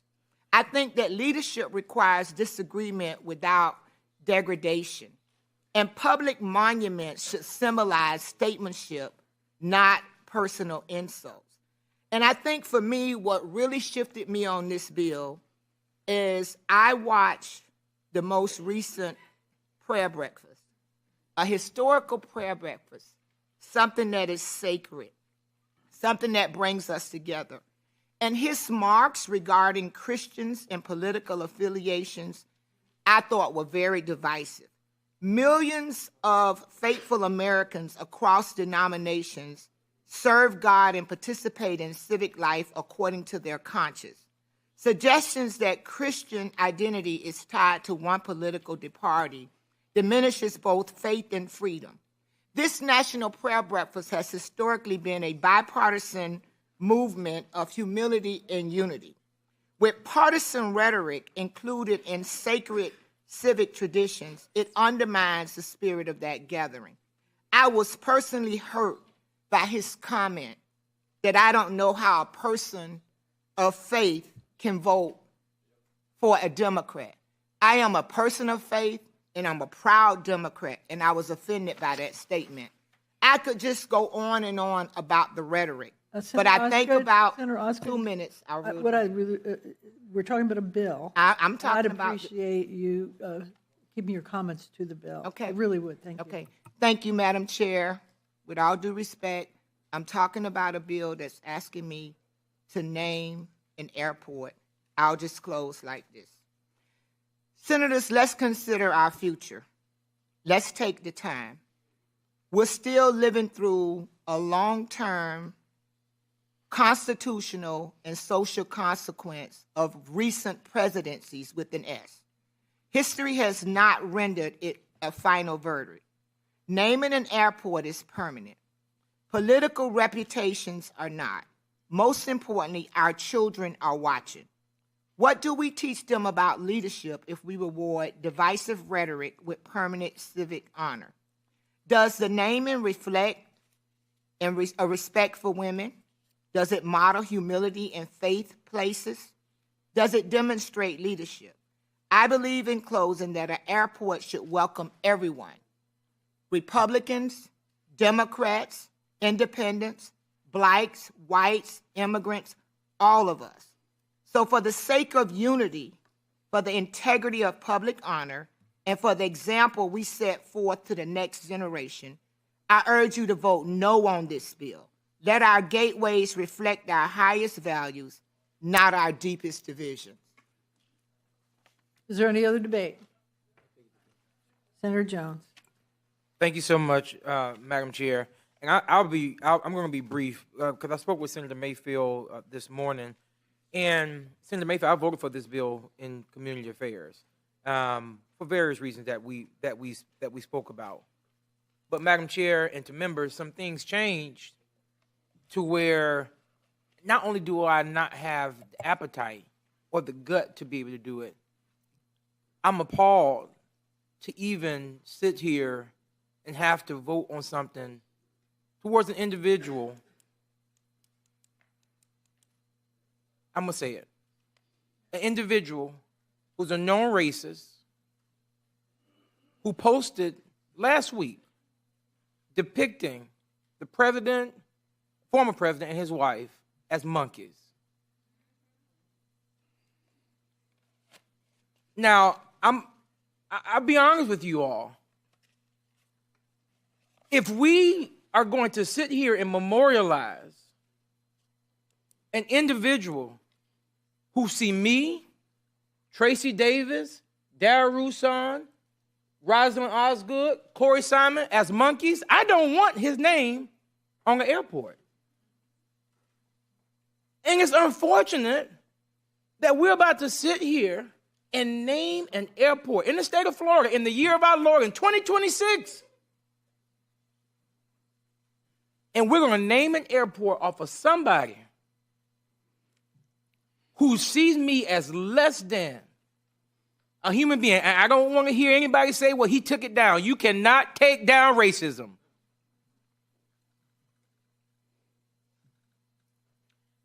And I know all of us in here are friends, and you say that you are allies, but I need you to be accomplices to the black community.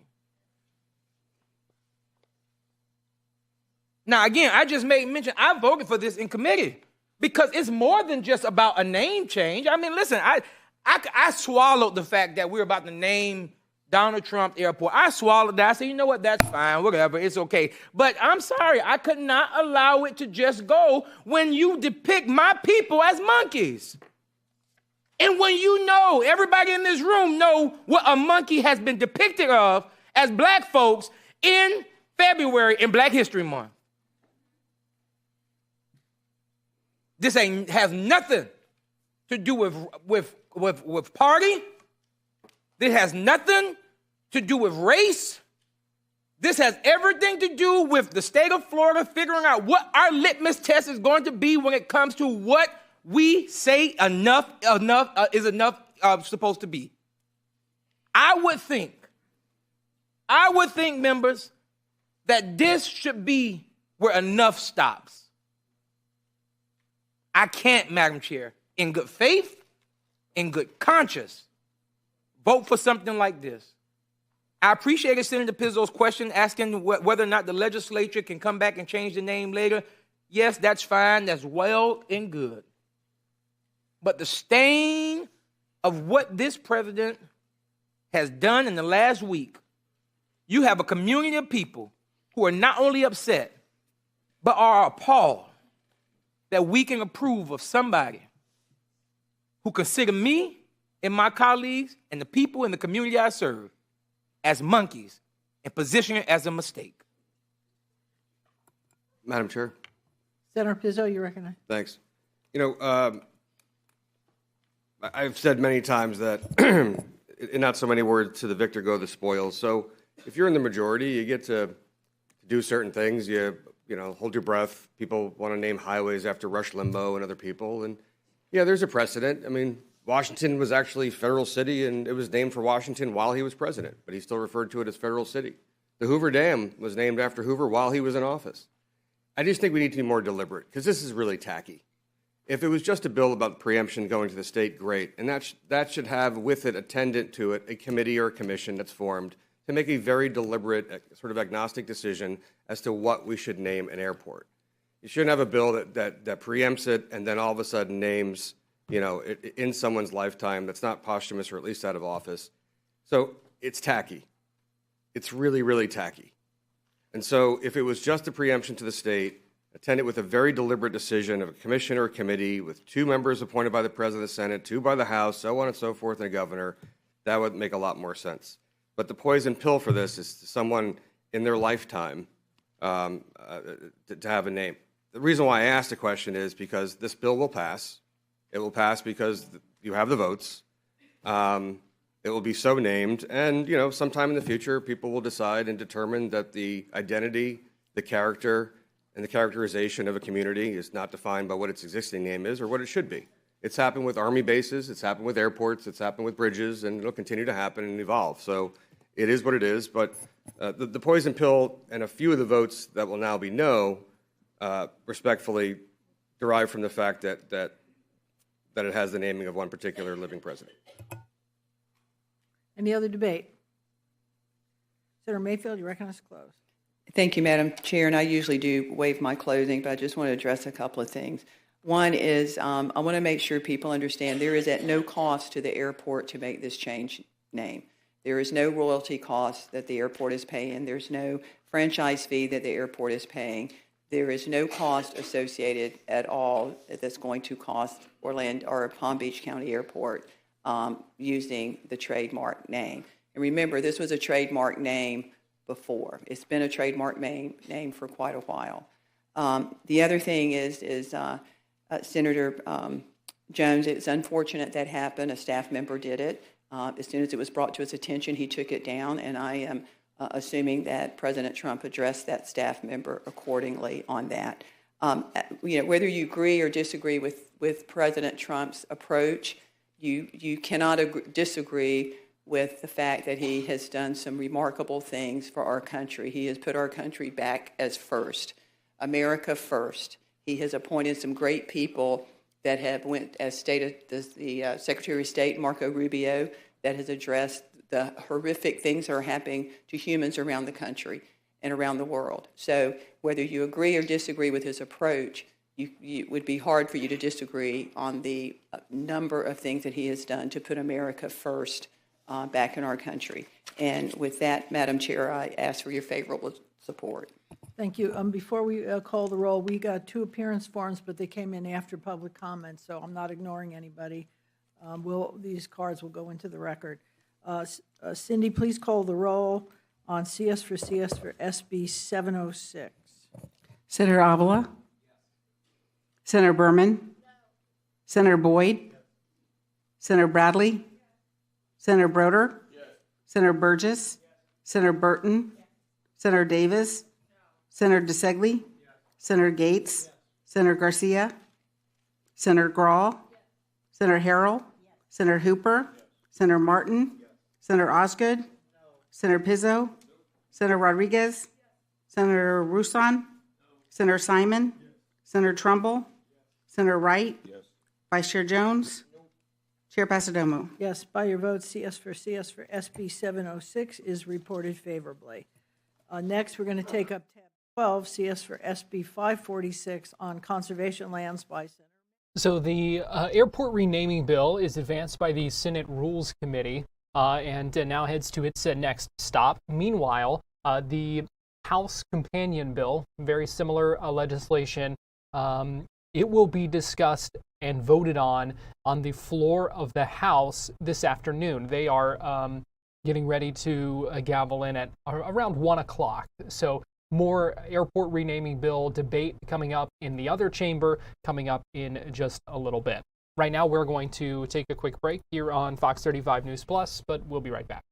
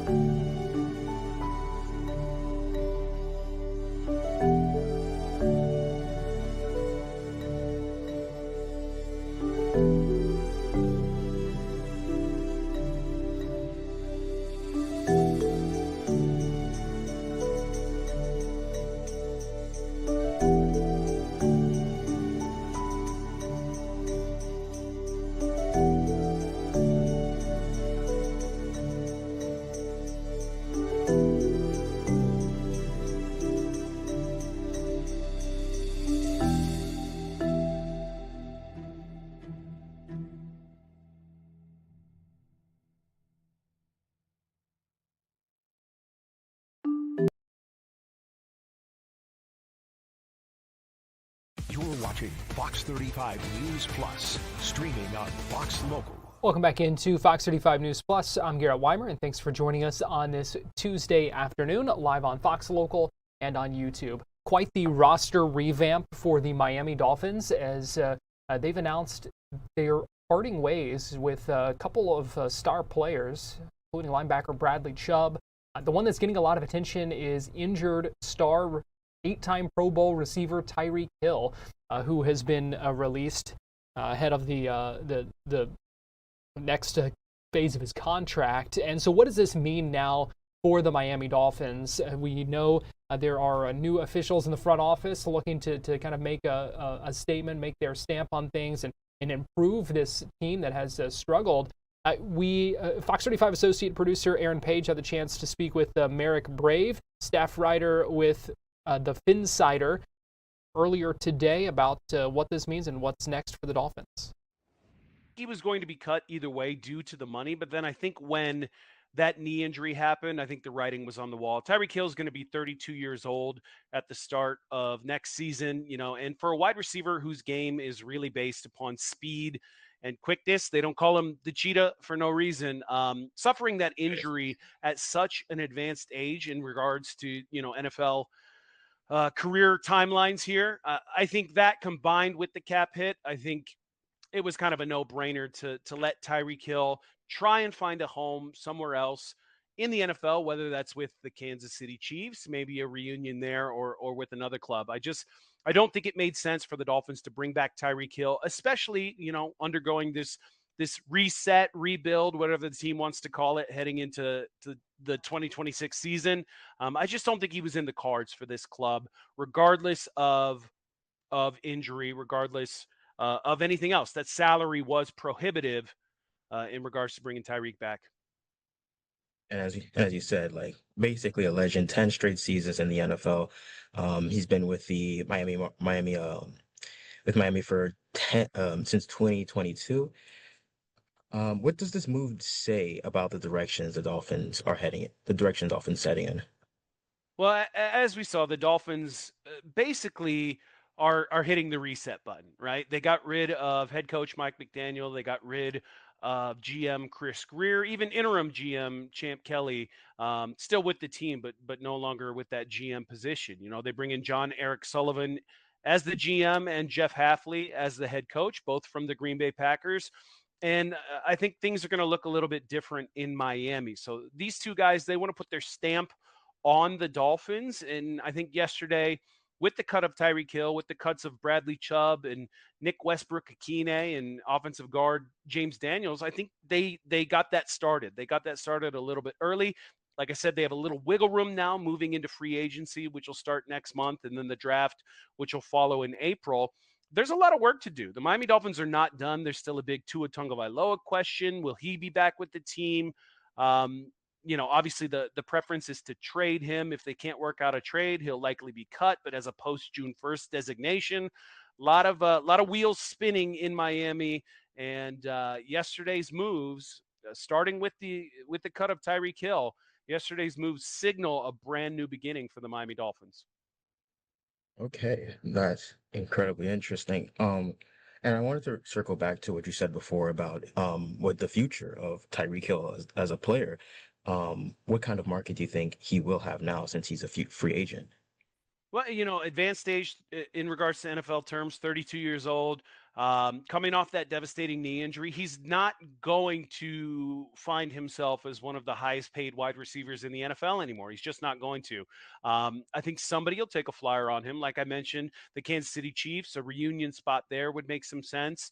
He could go to, I don't think Dolphins fans are going to want to hear this, but a division rival like the New England Patriots, like the Buffalo Bills, who have familiarity with Tyreek Hill, defending him over the last 4 seasons in Miami. He could be a nice addition to either of those wide receiver rooms. But if you're counting on Tyreek Hill to be the unquestioned, clear-cut number one option in a passing game in the NFL in 2026, I just don't think you're doing things the right way. I think Tyreek Hill is a complementary piece at best, and that's if his recovery goes well from that knee injury. That's if he regains most of his speed back, most of his quickness back. That's best case scenario. But I do think the days of Tyreek Hill being a top player in the NFL, I mean, he was voted the NFL's #1 player by his peers just 2 seasons ago. So I think him being a top player in the NFL, those days are gone, but he still has a few years left as a complimentary piece, in my opinion. And as you said, as a complimentary piece, who do you think on the roster is most likely to step up and fill that gap? Obviously, Jalen Waddle, former first-round pick for the Miami Dolphins, he is the unquestioned #1 receiver in Miami right now. I do think he'll stick with Miami. I know I'm seeing some rumors online that the Dolphins could be interested in trading him. I think the Buffalo Bills were the highest bidder at the trade deadline this past season. But I do think Jalen Waddle sticks in Miami. You know, the Dolphins will be finding a new quarterback heading into the new year, whether that's Malik Willis, backup in Green Bay, a quarterback that Jeff Hafley and John Eric Sullivan have a lot of history with, you know, with both of those guys being from Green Bay before coming to Miami. Whether it's Malik Willis or somebody else, maybe somebody in the draft even, I do think the Dolphins will be adding a quarterback to the mix this coming off season, whether Tua Tagovailoa is here or not. I think the Dolphins have to look towards that. And again, it's a new day. It's a new day dawning in South Florida, and the Miami Dolphins are going to be an entirely different football team moving forward. One last question before I let you go here. Do you think that this is a sign that teams are becoming more quick to move on from star players as they age? As you said, he was voted to be the best player in the NFL 2 seasons ago. So, what do you think about that?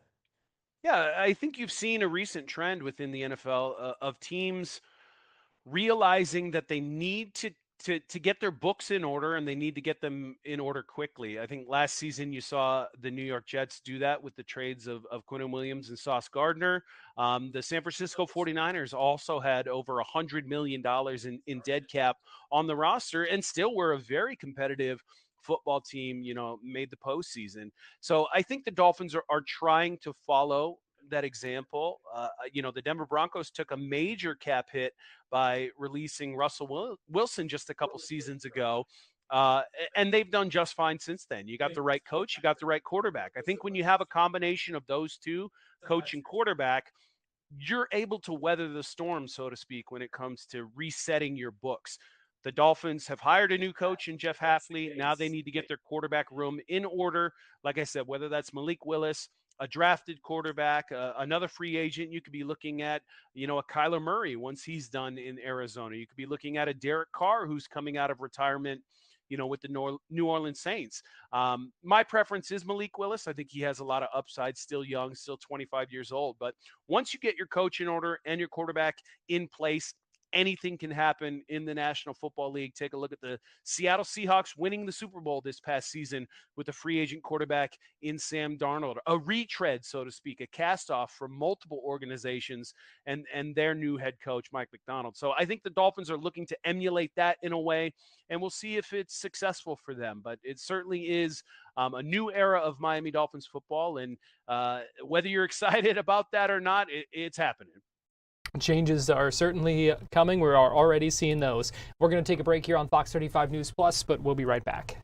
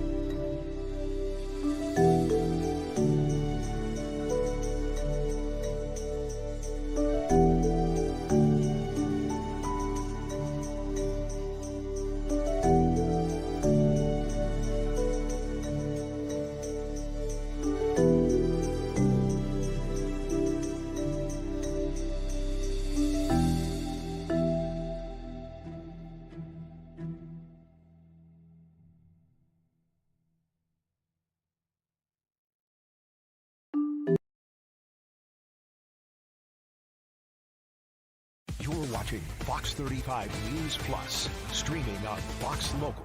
Welcome back into Fox 35 News Plus. I'm Garrett Weimer, and thanks for joining us on this Tuesday afternoon, live on Fox Local and on YouTube. Court is back in session in Miami. This is the trial of a former University of Miami player who was charged in the 2006 murder of one of his teammates. This is getting ready to, what we're waiting on, I should say, is opening statements in this. The court continuing to work through a number of issues and other things as well before that. So we are monitoring this, and we'll get you into that hopefully shortly if that gets underway down in South Florida. But right now I want to get you back to Tallahassee, where there's a debate and discussion over one of the bills, another bill in the Senate Rules Committee. This is the one that would be some fixes, some clarifications for Senate Bill 180. Basically cleaning up some unintended consequences from a bill that was passed last session. Let's go ahead and listen in. Senate Bill 180 into law. This bill seeks to address the concerns voiced by fellow legislators, local governments, and constituents. There's broad agreement that most of the provisions of Senate Bill 180 would go far in maintaining Florida's excellence in emergency preparation and response, but a few provisions could use some improvement. Many of the concerns shared about Senate Bill 180 centered on the temporary limitations related to Hurricanes Debbie, Helene, and Milton, included in Section 28. This bill would sunset those limitations on June 30th, so that the proposed amendments in this bill related to the one-year limitations after future storms will go into effect immediately thereafter on July 1. This bill will narrow the geographic area subject to these revised limitations from 100 miles to 50 miles, and land use decisions related to certain unique communities, state and federal requirements, and water supply management will be exempted. Madam Chair, that is the bill. Are there questions on the bill? There are a number of appearance forms. We have Patricia Watkins from Crestview. Patricia, she was speaking for. Lane Watkins, also from Crestview, was, oh, there you go. I'm sorry. So you're Patricia. You have Lane too, or just you? All right, so you're first. As it should be? Did you just say? Yes, ma'am. All right, for 2 minutes, thank you. I don't have 2 minutes worth of stuff. My name is Pat Watkins. I live in Okaloosa County in Crestview. Senate Bill 180 was a one-size-fits-all bill, and it takes away citizens' rights to determine their county's development. Florida is not a one-size-fits-all state. We urge a yes vote on 840 to restore our local rule. Thank you very much. Thank you. So, Mr. Watkins, you're up. Thank you. Are you as brief as Mrs. Watkins? Close. First, I'd like to thank Senator DeSigley, Senator Gates, and Senator Mayfield for this bill. I'm not going to reiterate her points, but we agree that we should expedite means for citizens to make repairs after natural disasters. However, developers should not be given special opportunities for new development, and that's what his reference to sections 18 and 28 is all about. So the Florida statutes and the comp plans and land development codes exist to allow citizens and county governments to manage new development in such a way that infrastructure and services support the community. And 180 corrupted that. So we're asking to support 180. I would like, I hope that new sunset for 28 is effective, but I'm a little concerned about future legislation. So I'd really like to see the sections that nullify Section 18 also apply to 28 in some future amendment. But other than that, I'd just like you all to pass this, get it to the floor, and vote it to the governor, and get a House version. Thank you for your testimony. Cindy Scarda from San Antonio. You are recognized for 2 minutes. Hi, my name is Cindy. I'm from San Antonio, Florida. I'm in Pasco County. And I would urge you to pass SB 840. I think, like Pat and Lane said, it is a great starting fix to SB 180. I continually see that our county commissioners' ability to govern their own communities are being eroded away. And I really think that a lot of these decisions are best made by the community that are going to be impacted by these decisions. I was a supervisor where I used to live in Wisconsin, and I was on several committees, one of which was a zoning committee. And I feel like here in Florida, a lot of our zoning is being eroded and taken away control at the local level. And also that sometimes in some of these bills, our redress of grievances are being eroded away also, and our right to petition. But we vote on our county commissioners. A lot of people move to certain areas based on zoning and comprehensive master plans. When I was a town supervisor, I helped and spent many, many months in my community developing comprehensive master plans. And as a supervisor, I depended on those to make my votes as far as zoning and votes for different zonings. So I think they're very important, and I think we're chipping away at those and taking away local citizens to manage their communities as far as development, growth, infrastructure, and whatnot. So I support SB 840. I think it's a great start to fix that bill. So thank you very much for your time. I appreciate it. Thank you for your testimony. Chadwick Leonard from Thousand Friends of Florida waves in support. Javier Estevez, Sierra Club waves in support. Jess McCarty, Dade County waves in support. And Jeff Scala, Florida Association of Counties, waves in support. Is there any debate? You're recognized. Thank you, Madam Chair. I just want to thank Senator Sigley. Last year, you worked really hard on this project, and unfortunately, it got a little changed, maybe somewhere else in the Capitol. I know you've been on many calls with me and others about this through this past, since this past session.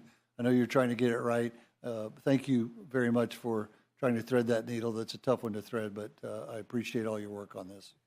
Any other debate? Senator Harrell, then Senator Wright. Thank you, Madam Chair, and I want to jump on the train also and say thank you. My county commission, my city councils were all so concerned, and you always answered my phone calls. You always talked to them. You talked to me, and you have just been an open door in assisting and making sure we finally get this right. So I want to thank you for all the hard work you did last year in really making sure that we moved forward from there with this bill. And I appreciate everything you've done. And thank you. I totally support your bill. Senator Wright. Thank you very much, Madam Chair. Senator Sigley, I want to thank you. Also, I came out of hiding after you brought out 840, so I can now run around my community and my district without any worries. And I told everyone, just calm down. Senator Sigley knows what's happening, and he will make it right, and you are doing that, sir, and I'm supporting you in every way. Thank you. Any other accolades for Senator Sigley? All right, you're recognized to close on your bill. Wow, thank you, Madam Chair. I really appreciate the kind words. Look, at the end of the day, Senate Bill 180 was about a hurricane response and recovery. We were trying to address an issue where local governments were, laying out moratoriums that had the absolute potential to stop homeowners and businesses from rebuilding. And unfortunately, we got some feedback of unintended consequences that Senate Bill 840 seeks to address. So I appreciate the kind words. I appreciate the support, and I ask for your favorable support today. Thank you. Cindy, please call the roll on SB 840. Senator Avila? Yes. Senator Berman? Yes. Senator Boyd? Yes. Senator Bradley? Senator Broder? Senator Burgess? Yes. Senator Burton? Yes. Senator Davis? Yes. Senator DeSegli? Yes. Senator Gates? Yes. Senator Garcia? Yes. Senator Grawl? Yes. Senator Harrell? Yes. Senator Hooper? Yes. Senator Martin? Yes. Senator Osgood? Yes. Senator Pizzo? Yes. Senator Rodriguez? Yes. Senator Roussan? Senator Simon? Yes. Senator Trumbull? Senator Wright? Yes. Vice Chair Jones? Yes. Chair Pasadomo? Yes, by your vote, SB 840 is reported favorably. Senator DeSigli has another bill, tab 25. That was part of that discussion there just moments ago. in the Florida Senate Rules Committee. The House is also now in session. We are, looks like that may be frozen, but they did, no, they are having their invocation right now. The House is getting into session, so we will check in on that in just a little bit. They are considering a couple of bills of interest for us here this afternoon. Keep it right here on Fox 35 News Plus, and we'll be right back.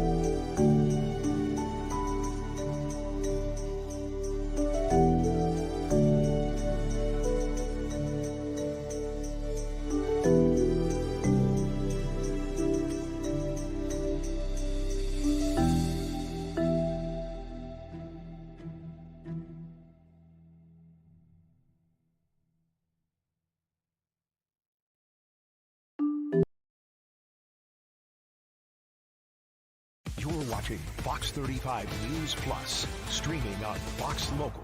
Welcome back into Fox 35 News Plus. Let me give you a live look right now at the floor of the Florida State House, where what it was just a moment ago, it was not the invocation. They had already done that. They were actually holding a moment of silence for Jesse Jackson, the civil rights leader who had passed away. He died at the age of 84. Led the civil rights movement for decades after the assassination of Dr. Martin Luther King Jr. And so that was who was being recognized just a moment ago as we were going to break. Let's go ahead and listen in. The House kind of just getting into some of its business here. Let's listen as House Speaker Perez speaks right now.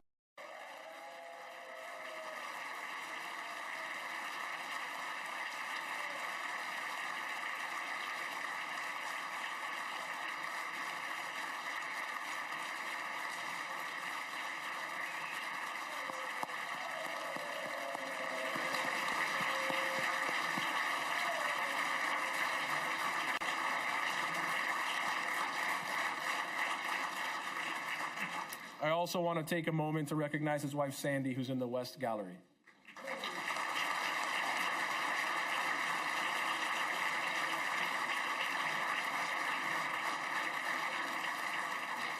Welcome back, Speaker Webster.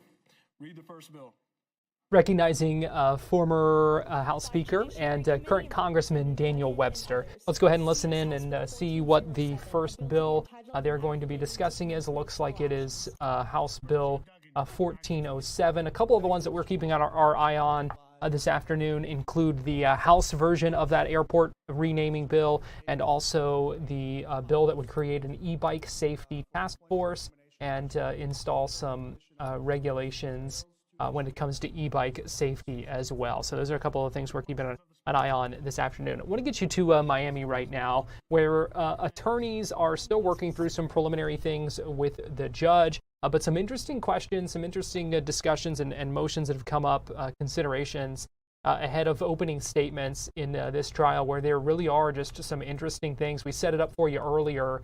Rashawn Jones charged with murder in the 2006 death of his former teammate. They were football players at the University of Miami. They were Hurricanes football players. And it was 15 years before Jones faced a charge in this case. A lot of interesting things when it comes to a key witness in this who was previously believed to have died, but was tracked down.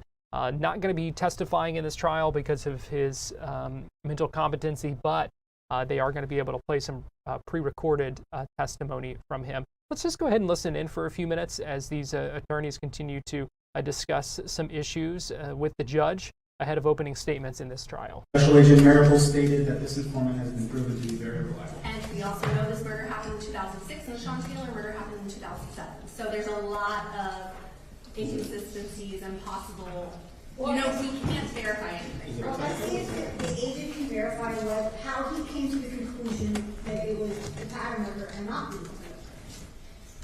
I think it's fair, now that we have access to potentially some questions of the agent.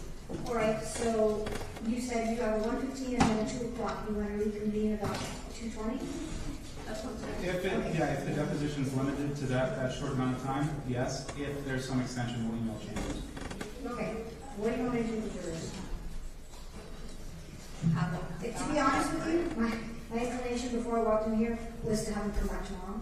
But I know the state was a little nervous that they had subpoenaed people for today and informed people. And honestly, this is something that we could not have anticipated since it happened Friday afternoon. It happened on Thursday while we were still in court.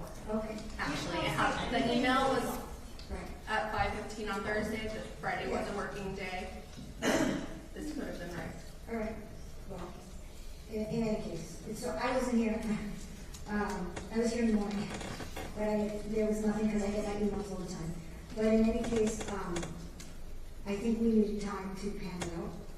And I think that depending on the information, both sides will want to take a look at it. I'm not saying that it is or isn't admissible, but we're not only analyzing admissible evidence here either. Sometimes I know both sides are aware that there's evidence that is not admissible to go before a jury, but evidence that both sides weigh in considering how to proceed.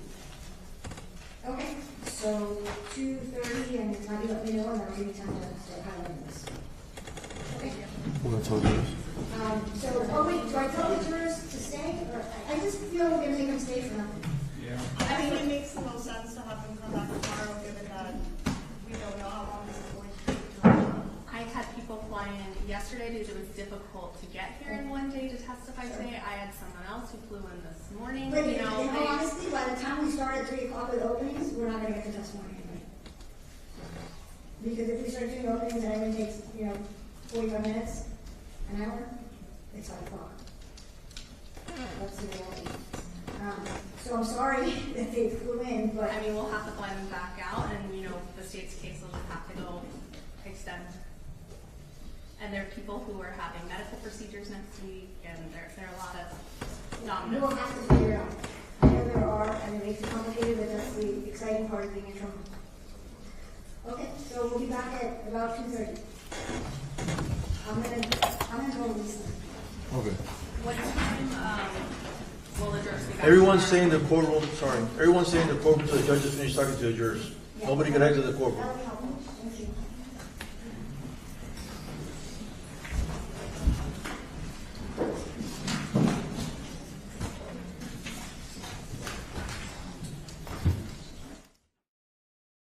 So we are waiting for things to get underway, a little bit of a kind of holding period right now in this. So we're going to take a quick break here on Fox 35 News Plus, and we'll be right back.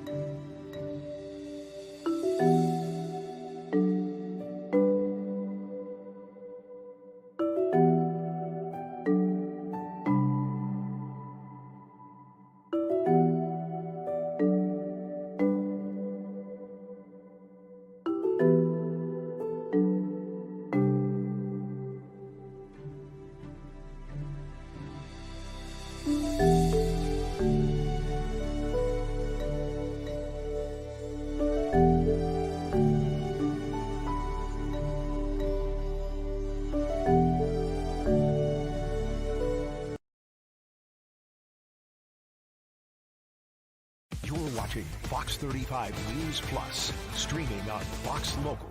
Welcome back into Fox 35 News Plus. I'm Garrett Weimer, and thanks for joining us on this Tuesday afternoon, live on Fox Local and on YouTube. Spring training underway in Port Charlotte for the Tampa Bay Rays, getting ready for the start of an exciting new season under new ownership back in the Trop this year, and hoping for another great season from third baseman Junior Caminero. He did have a great year. He's been working to learn English. He's a father. It has been a busy offseason for him. We had the chance to hear from him talking about what this offseason has been like for him and learning, getting ready for a new season with the Tampa Bay Rays. I feel amazing. I feel comfortable, very happy back here. All the guys here. New face, and yeah, I feel very good. Junior, it looked like you had a pretty interesting off season. Can you kind of run through that? You had a baby, you went to Dubai and Paris, you went to the Dominican, you trained like crazy in Tampa. Can you just kind of, what were some of the things you did? I mean, I traveled a lot last year with my angel, family, our daughter now. For me, it's thank you God. This is the best moment in my life, and I travel a little bit, just enjoy my family, my off season, Dominican a little bit, and Dubai is good, Paris too, and I work a lot my body in Tampa too, and just another big year. Sounds like you work a lot on your English too. I work a lot with my English during last off season, and I don't wanna translate it. I try, but I wanna try every 1% every year, every day, to make a little bit more my interview in English. Why is that important to you? For what? For English? Everybody. I feel when you face the team, you gotta talk to English. Everybody, Tati, Julio, Eli de la Cruz, Manny Machado, who Dominican guy talk to English. Soto, Vladi. I try to make a, right spot. I try to learn. Is that kind of a leadership thing too as well? I mean, because I try to talk to, other guy. I try to don't stay cash, whatever talk to me. I try to comfort, talk to whatever conversation with any guy, and I learned a lot with last year, and I stay here, and I want to make this team this year. What are you working on with your game? How are you trying to get better? Same last year. My defense, my body too. I work a lot on my body. Same. My hitting, defense, same. Are you excited to build off the jump you made last year? Do you feel like you can make another big jump this year?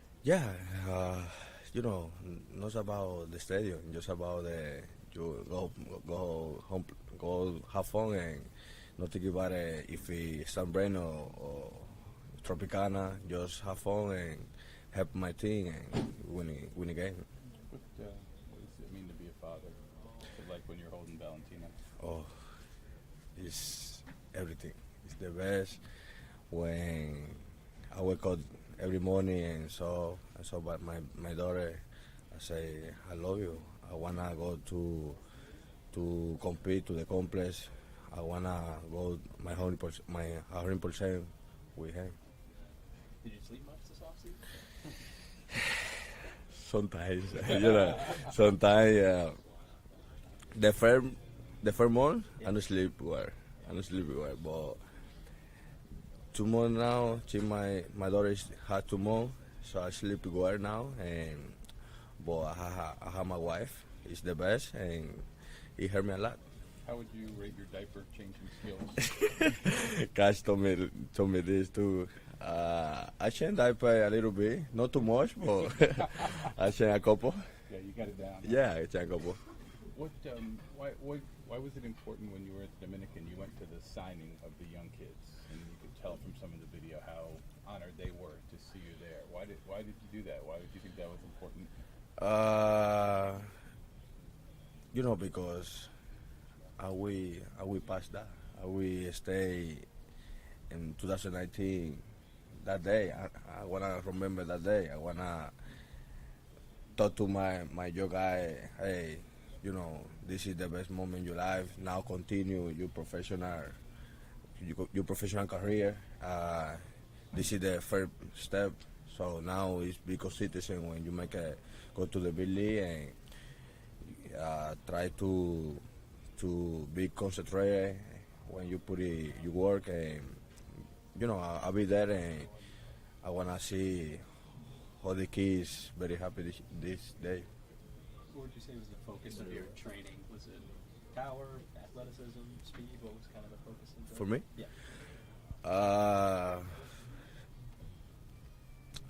I'm focused too much with my body now because I wanna my plan, my team plan, play October. I wanna play October and I wanna stay healthy all year, and I try to not be hurt in October and September. I try to stay healthy because last year, something September, something like that, my body a little bit tired, and I try to this year stay a little bit more comfortable and more, not 100%, but something 90% September. How excited are you with the WBC coming up, and what's that going to mean? Yeah, it's for me. I can't wait. It's the best. I think the best moment. Somebody told me it's the best moment when you play as a kid, because when you represent Dominican, it's amazing, and I try to put in the show there, and I can just enjoy it with my team, and to be a lot excited because this is my first time WBC. It's like with Hosey pulling out, you might get to be more than the water boy, huh? Water boy. I'm water boy. Yeah, I'm water boy. Why did you end up going to Dubai and Paris? Was that Rafi's idea? He just invited you along, or what? No, he told me if you next year you put in big year, you go to Dubai with me. I say okay, I got you, and that's up, and go. So you kind of won the bet. It's like you won a bet. Huh? what was more fun? It looked like you had a good time in both places from the stuff you posted. For me, Dubai is more fun. It's too expensive. Yeah. I don't wanna go again. If we go to again, when I sign contract, right. Well, now no, I don't have money. You said where you'll go if you have an even bigger year this year? I don't know. I talked to my wife, and let's see. Yeah. So we asked you a lot last year about the home run record. I know you came up just short. Were you really caring about that, or was that more just because we were asking you? I mean, you had a good year, obviously, in a lot of different ways. Yeah, but I'm not thinking about it. Just enjoy, have fun, and put in big numbers last year, and this year not put too much pressure for me. Just go to help my team and go to play 100% and just have fun and not think about it if another big year or 50 homer or 40 homer. No, just I know who I am. I gotta play my 100%, help my team. You guys have a couple new faces in the lineup. Not feeling the pressure. He had a great year last year, hoping to see another one this year. Junior Caminero learning English, becoming a dad in the off season. Exciting stuff for him, and we can't wait to see him on the field as well. We're going to take a break here on Fox 35 News Plus, but we'll be right back.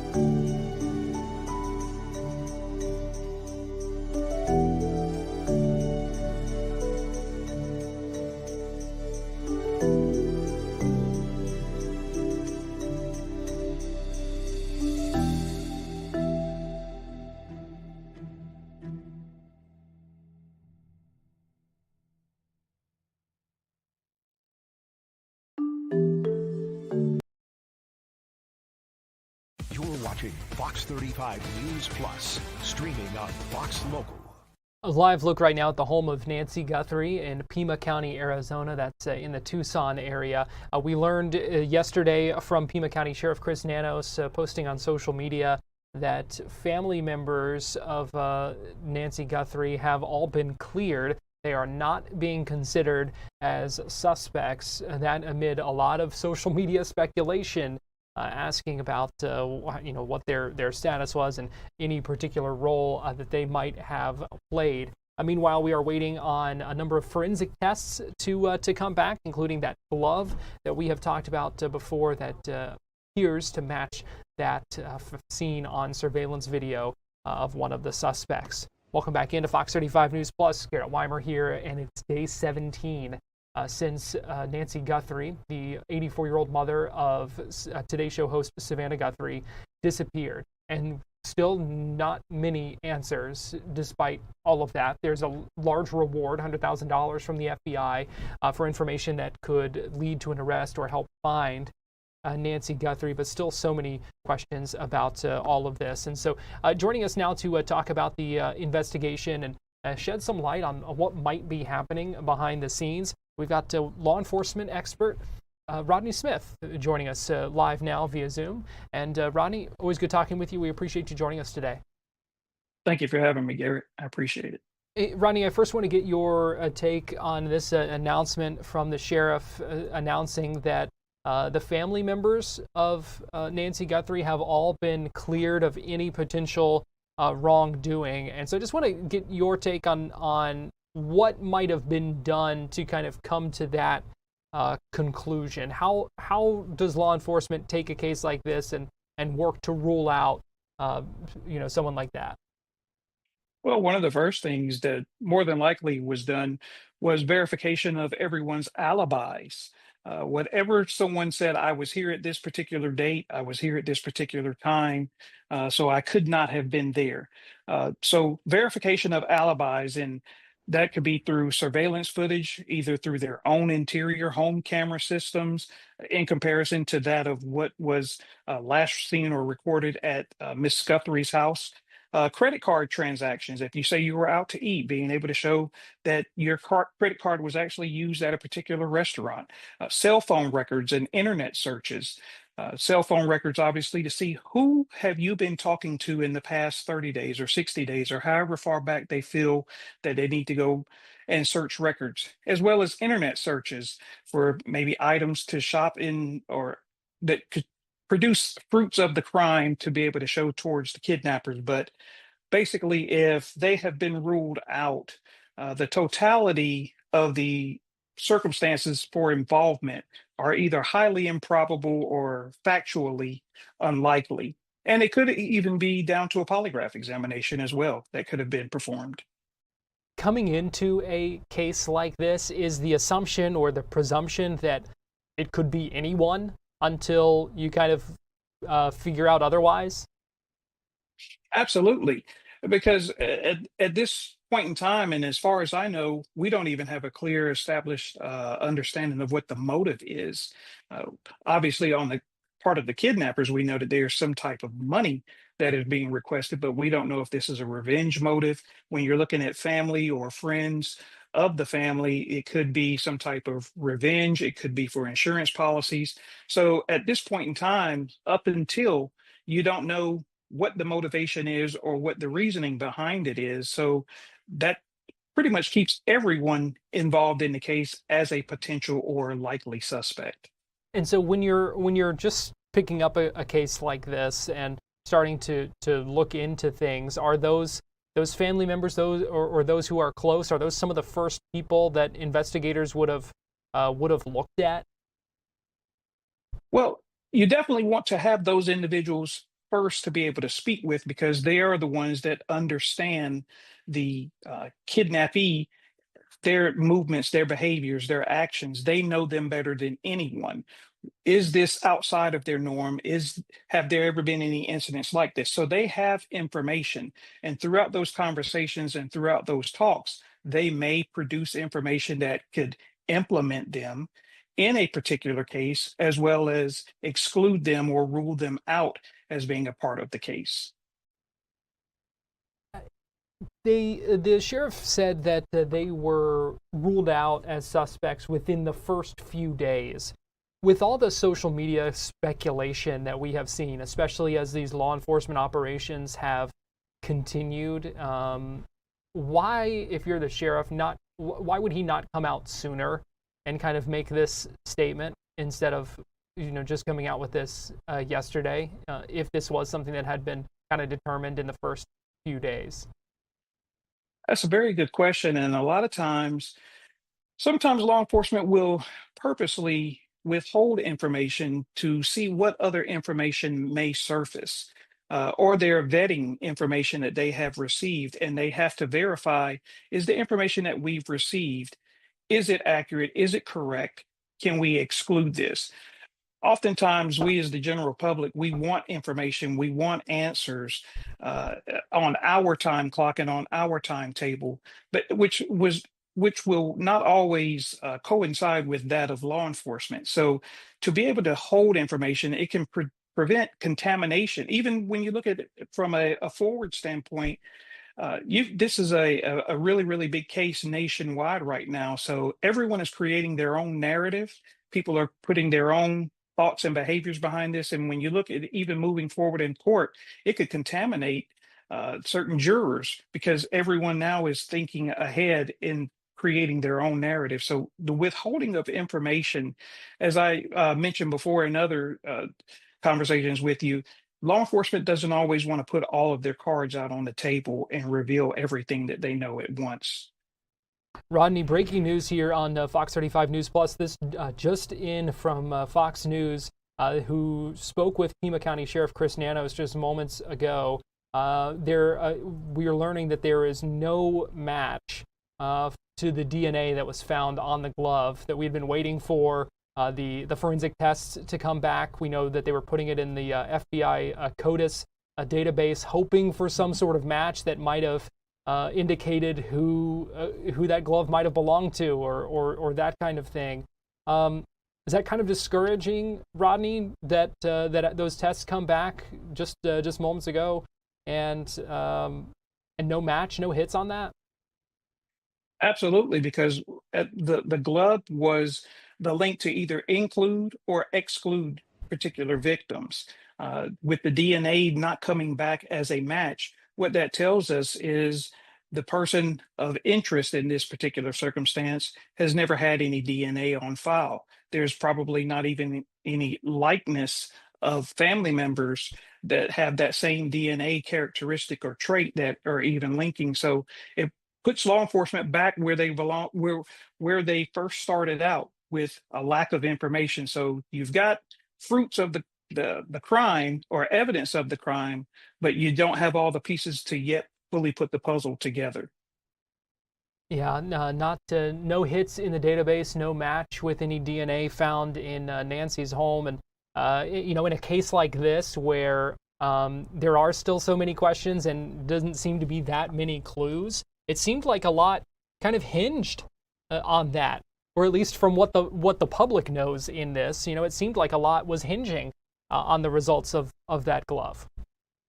Absolutely. So that tells us that this individual's DNA is not linked to other crime scenes, that they've probably never been arrested before in a circumstance or situation which required DNA. But we do know, at least at some point, that we do at least have a size of a glove that could give some impression as to if this is a large individual or smaller individual. And also, we want to make sure, was this actually one of the gloves that was involved in this individual's hand, or is it one of likeness? So with that DNA, it would have been able to give the possibilities to include or exclude someone. But as I said earlier, now it puts law enforcement back in square one with the likelihood of this individual being personally identified as opposed to trace evidence identifying them. What does this do now? And you touched on it just a second ago. What does this do now to kind of the profile of a potential suspect that investigators might be kind of looking for in this?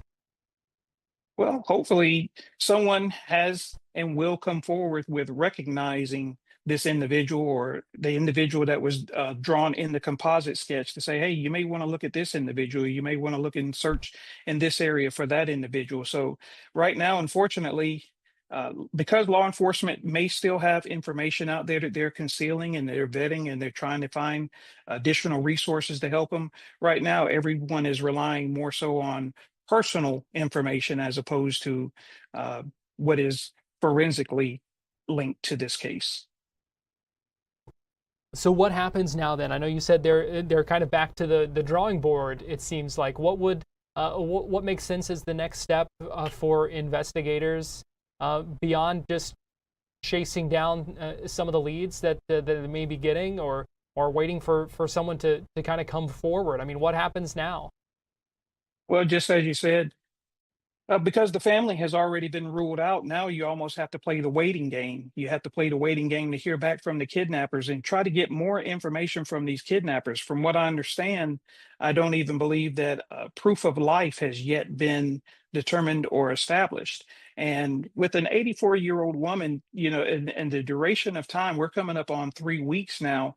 I'm actually surprised that they have not been more demands or more of a increase in demand so that they don't have to continue holding her and taking care of her or treating her if in fact, which we hope that she is still alive. But it does in fact, just as you said, it turns into the waiting game, waiting to hear more information from them, because right now they are the dealer and we're waiting on them to play the hand. You mentioned approaching 3 weeks. I mean, I think I ask this question every time we do another interview on this, and but it seems to become even more of a pressing question as time passes. But as this time continues to pass, how much harder does it get to get answers in this, especially when something that you were hoping for, that DNA on the glove, turned up with nothing? You know, what are the chances now that we get some resolution in this soon? Well, because the kidnappers are pretty much playing and holding the stakes in this environment, it is a waiting game. In many of these circumstances and situations, we don't expect things to play out and take as long as they are, because once again, we have an 84-year-old woman who, as been informed, she had walking limitations. She was on medication. So now someone's actually having to provide and care for her. During the interim, who is actually doing that? If she is still alive and being taken care of, where is she being taken care of? And if she is being moved, that does move from location to location, then that also helps hinder the investigation, because that footprint is now, instead of being contained, it's actually being widened or broadened. So it makes things really, really difficult, because time, which was the narrow window, which law enforcement would have said, time is on our side right now. Now the clock has been extended and it's the waiting game.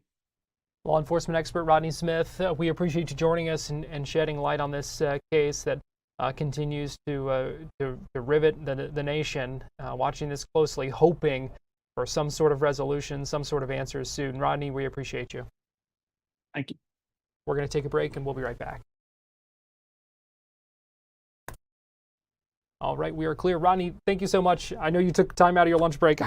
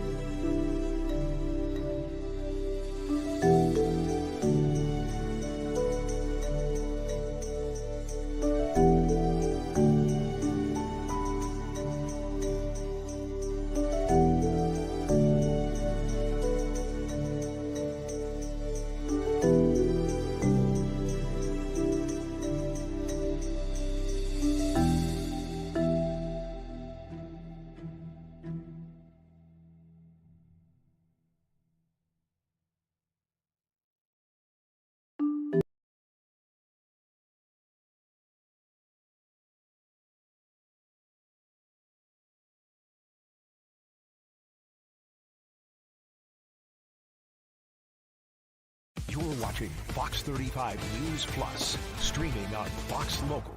Welcome back into Fox 35 News Plus. Garrett Weimer here, and thanks for joining us on this Tuesday afternoon. We're tracking that breaking news in the Nancy Guthrie case, and certainly discouraging to hear a no hit on the DNA found on that glove. I want to get you to Tallahassee now, and the Florida House currently in session right now and debating the House version of that airport renaming bill that not only codifies and recognizes the new name of Palm Beach International Airport as President Donald J. Trump International Airport, but also looks at shifting the authority to rename airports from local governments to the state. We heard some pushback on that in a Senate committee earlier today, and now lawmakers on the House having the chance to discuss this bill. Looks like there's an amendment that's being considered right now. Let's go ahead and listen in live from Tallahassee. Named after President Donald J. Trump. Are there additional questions? Seeing no additional questions, are there amendments to the amendment? None on the desk, Mr. Speaker. Are there substitute amendments? None on the desk, Mr. Speaker. Is there debate? Representative Antone, you're recognized in debate. Thank you, Mr. Speaker. What an excellent idea. I love it. I'm in support of this. Members, is there additional debate? Leader Driscoll, you're recognized in debate. Thank you, Mr. Speaker, and thank you for this amendment, because I know that you're just trying to move us to a place where perhaps this would be a more palatable bill for all of us. I want to identify a precedent, which is the Jackson Hartsfield International Airport in Atlanta. Now, while those were not presidents, you had Maynard Jackson, who was the first black mayor of a major southern city.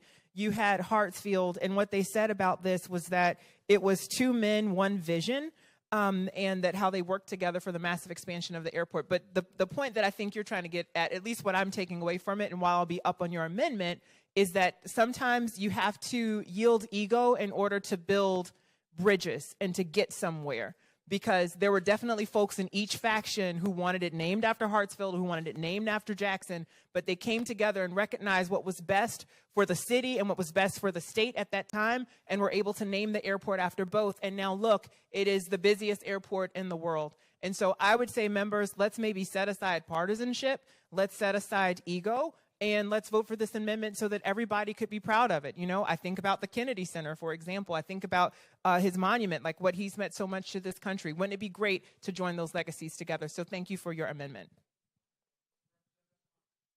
Representative Escamani, you're recognized. Thank you, Mr. Speaker. And I want to thank Rep. Gottlieb for this amendment. And I want to just put an extra point on something you said, that right now President Trump is trying to pursue multiple name opportunities at airports. And so it is going to be very confusing for the traveler, not knowing which airport to go. Who knows how many he'll get and his tenure. And so providing a distinction, I think, is logistically smart as well. And so for those reasons and others, I encourage folks to vote up on this amendment. Thank you, Mr. Speaker. Is there additional debate? Seeing no additional debate, Representative Gottlieb, you're recognized to close on your amendment. Thank you, Mr. Speaker. So, members, the reason I filed this is it clearly doesn't dishonor, I wouldn't think it would dishonor the airport in any name from the perspective of those who want it to be named Donald J. Trump, because the President, Trump, put his name on the Kennedy Center with John F. Kennedy, showing that there is certainly some type of affinity, towards Kennedy. Let's talk about John F. Kennedy and his connection to Palm Beach. John F. Kennedy spent significant time in Palm Beach, using the family's Palm Beach compound as the quote-unquote winter White House for vacations. He worked on profiles in courage there and planned his administration from Palm Beach County. Some studies ranked him in the top among modern presidents. He was polling at 58% at the time of his assassination. Florida has not honored John F. Kennedy in any meaningful way, certainly not naming an airport after him. I think it would do a service to show that our state is united, embracing a Democratic president and a Republican president, and naming both airports and naming this airport after both. And with that, I close. Having closed on the amendment, all those in favor of the adoption of the amendment, say yay. Yay. Those opposed, say no. Show the amendment fails. So the bill rolled over for third reading. Representative Weinberger, you're recognized for a motion. Mr. Speaker, I move the rules be waived and CSCS HB 919 be read for a third time and title placed on final passage. Representative Weinberger moves that the rules be waived and CS for House Bill 919 be read a third time by title and placed on final passage. All in favor say yay. Opposed, no. Show the motion adopted. Read the bill a third time by title. By Commerce Committee, Economic Infrastructure Subcommittee, Representative Weinberger and Representative Kendall and others. CSCS House Bill 919, a bill to be entitled an act relating to commercial service airports. Are there amendments? None on the desk, Mr. Speaker. Members, we're going into structured debate on CS for House Bill 919. Debate will be limited to 15 minutes per side in 15-minute increments. Total debate time not to exceed 30 minutes. Representative Gottlieb, you're recognized to begin a debate, and the clerk will start the clock. Thank you, Mr. Speaker. I yield the floor to Representative Harris. Representative Harris, you're recognized in debate. Thank you so much, Mr. Speaker. Members, shocker, I am rising in opposition to this bill. I want to start with the basic reasons. It takes away decision-making from local communities. It centralizes it to the state level without demonstrating a clear statewide problem that needs to be solved. Local governments build, support, and maintain their airports, and they are best positioned to determine how those community assets are represented. We often talk in this chamber, at least I do, about trusting local communities and respecting homeroom. We're already hearing clearly from residents in Palm Beach County that they don't want this change. They are asking to be heard, and this bill ignores them. Renaming a major commercial airport is not just symbolic. It comes with real costs: signage, branding, updates, administrative changes, and compliance expenses. These are going to ultimately fall on the taxpayer at a time when communities are focused on affordability and real infrastructure needs. And while this debate may feel to some like it's about one individual, I believe it raises the broader question of who we are as a nation. I believe we should be better than the rhetoric of the current president. The divisiveness, the things he has said about people in my party that have put targets on the backs of people in my party. I believe that we should be better than that. I also believe we deserve better than that. I think we all do. I want to have an airport where people come to visit this country, and it's not a divisive political firebomb, basically. It's not a troll or a ha-ha, he's our president. It's thoughtful.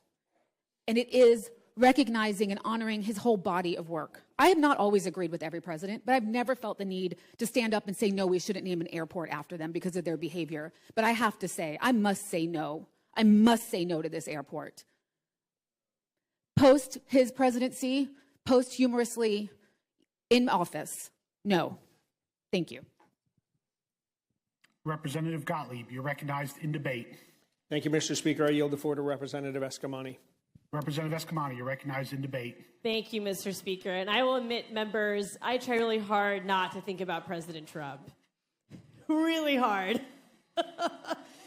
And the reality is that I have to respond to his policies. I have to protect my communities from the onslaught of executive orders. And of course, like many, I am seeing headlines about the Epstein files, the fact that President Trump is mentioned more than 1 million times. And that's only what we know from the files.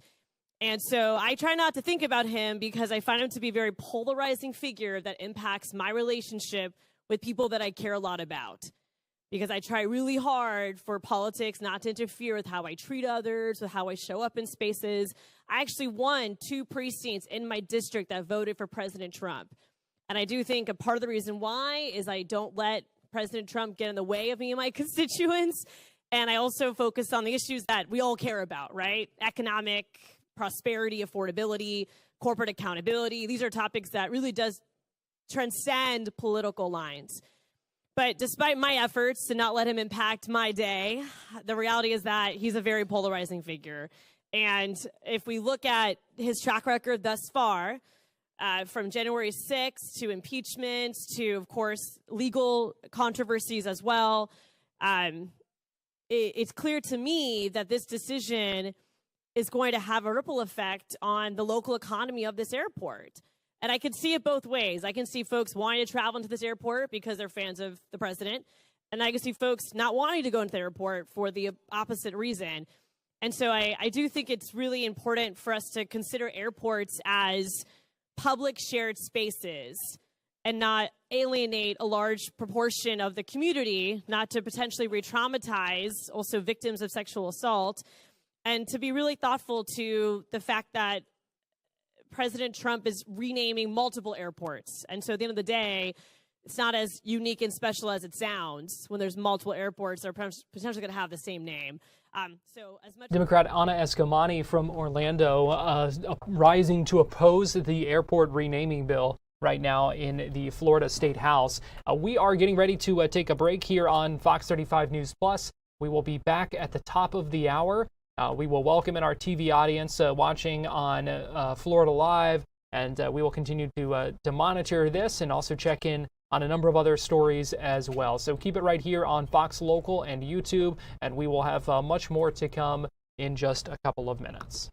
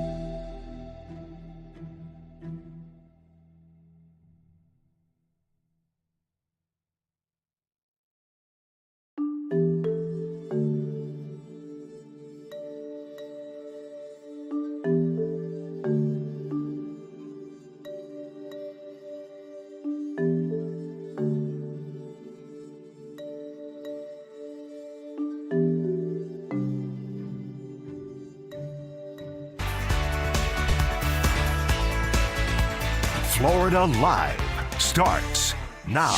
Well, good afternoon to you and welcome into Florida Live. I'm Garrett Weimer. Thanks for joining us on this Tuesday afternoon, live on Fox Local, YouTube, and on Fox 35 TV. It's been a busy afternoon. If you've been with us on Fox Local for our live streaming coverage, you know that. We've been tracking breaking news in the last half hour out of Pima County, Pima County, Arizona, where the sheriff there says that the glove that they had sent off for DNA testing came back with no match and no hits. So kind of back to square one in the Nancy Guthrie case. So we're hoping for some answers from that test. Ended up coming up with nothing. We talked just a few minutes ago with one of our law enforcement experts about that and what happens next. You'll be able to find that full interview on Fox Local and on YouTube in just a couple of minutes. We're also monitoring the ongoing debate in Tallahassee right now over an airport renaming bill that essentially recognizes the name of Palm Beach International Airport as President Donald J. Trump International Airport, and then also looks to move authority for renaming airports across the state from local governments to the state. Been a lot of debate about that, first in a Senate committee earlier today, and right now on the floor of the House. But we want to start a little more locally here on Florida Live today, and a bizarre case out of Volusia County where investigators came up on a man who they found tearing a car to pieces, bashing it, making a mess of it. And it wasn't even the car of the person that he thought it was. I want to bring in Fox 35's Alexis Clevenger, who joins us live now via Zoom. Alexis, a bizarre case, and the body camera video really just goes to give just a little taste of what investigators found when they arrived. And Garrett, I mean, this is really a case of mistaken revenge. So I want to kind of walk you through, the body camera video is now on your screen, but deputies arrived to this Publix in the Ormond by the Sea area. They find a man who was breaking into this white SUV. You see him getting out of that deputy, commanding him rather to get on the ground, put his hands behind his back. And this is, all after they see him breaking into this car. They say he smashed it with a hammer. We have photos of the damage. You can kind of see just glass shattered everywhere. Investigators tried to talk with him, and they realized that, he's telling them that he thought this was his ex-girlfriend's car. And so really they come to find out that that's not the case at all. It wasn't his ex-girlfriend's car. He had the wrong car. It actually belongs to a Publix employee. And so they arrest him. We kind of went through the report as well. I've been reading that. In that report, it says that, deputies had made contact with that suspect's ex-girlfriend. And she had no idea that, this had happened and he was trying to get into her car. But that's kind of, he was arrested. He did bond out of jail the same day. And Alexis, we can see some of the damage to that car that was done. And like you said, it belonged to just an employee there at the Publix where the car was parked. Yes, and we actually found out that employee is a mom. That family has 4 kids, and so that was their only car. They needed that car, only way of transportation that would fit their entire family, and when you think about that, as a mom, you got to think about the kids going to and from school, her getting to work. And so that was their only car. And so what you've learned today as well, though, some folks stepping up to help that family. What have you learned? Yes, help is on the way for that family. I actually just got done in the last half hour speaking with the general manager and owner at Daytona Nissan Infiniti. He actually shops at that Publix once a week. He has said that every encounter he's had inside the store has been wonderful. He says everyone is so kind. And so he came across the Volusia County Sheriff's Office post of that body camera video.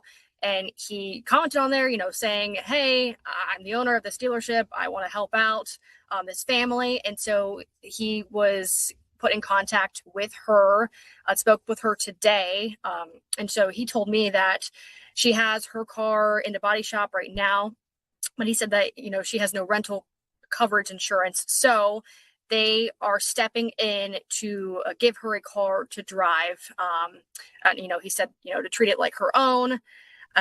So she'll have a car, and from now, as those repairs are being done on that car that was broken into. Gosh, well, what a mess. Is this what charges is this suspect now facing? There's a list of charges that he is facing.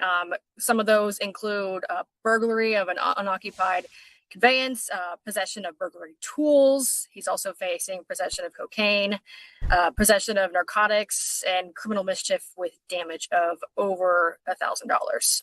Wow, what a bizarre case there. Alexis Clevenger, Fox 35 News reporter. We appreciate you joining us here on Florida Live this afternoon. Thanks, Garrett. Want to get you live to Tallahassee right now, where a debate is continuing on this airport renaming bill that we talked about just a couple of minutes ago. This is Democrat Kelly Skidmore, who is speaking right now. Democrats getting, I think, 15 minutes to debate and then Republicans will get 15 minutes after this. So let's go ahead and listen in on the floor of the House. Again, this bill about renaming Palm Beach International Airport to President Donald J. Trump International Airport, and then also moving the authority to rename other airports across the state from local governments to state leaders. Let's go ahead and listen in. Previously, obviously, we couldn't get what we needed to improve, make renovations, improve it, only if we put the name of this man, this grifter, on the airport. Will we get the funding that we need? This is my backyard, members. This is where I live. I fly in and out of Palm Beach International Airport to go home, to see my family. And I'll be doggoned if I want to do that with his name on that building. He doesn't deserve it. Now, posthumously, after he's out of office, history will not be on the side of the people who voted for this bill. There is $2,750,000 in the budget to rename this airport. Oh, it's not going to cost us anything. It's not going to cost us anything, which is why he filed intent to use trademark protections 3 days ago, not just to name the airport, merchandising on watches, tie clips, clothes, luggage. There's a language in this bill that says, oh no, he's not going to get any money for the merchandising. Doesn't say, now that he's got the intent to use, that he's not going to charge you for the license fee. No language there. This is a man who only thinks about how he can improve his financial situation as the President of the United States. If you think for 1 second he's doing it for free, you're crazier than he is. Leader Maggard. Leader Maggard, you're recognized. Thank you, Mr. Speaker. I recognize Representative Snyder. I yield the floor to Representative Snyder. Representative Snyder, you're recognized in debate. Thank you, Mr. Speaker. Thank you, Leader Maggard. And members, just to maybe turn the temperature down a little bit in the room, I have the privilege of serving as the Palm Beach delegation chair this year, and I know that this vote will likely come down across party lines. But let's just talk a minute about what this actually does for the people that we represent in Palm Beach County and what this does really for the people of Florida. I'd like to first start by applauding Representative Weinberger. I know that you've been working tirelessly on this for months, going about it thoughtfully, whether it was going to be a local bill, a general bill, how to best work with the county, how to make sure that every stakeholder had a seat at the table. Because I know this, 40 years ago, Donald Trump came to Palm Beach County when it was a sleepy little beach town, and he bought a defunct property that today serves as the Winter White House and a symbol of the power of the United States, and has made Palm Beach one of the most desirable and important locations in the world. I, again, have the privilege of flying in and out of that airport every single day. Members, I think it's the best airport that we have in the state of Florida.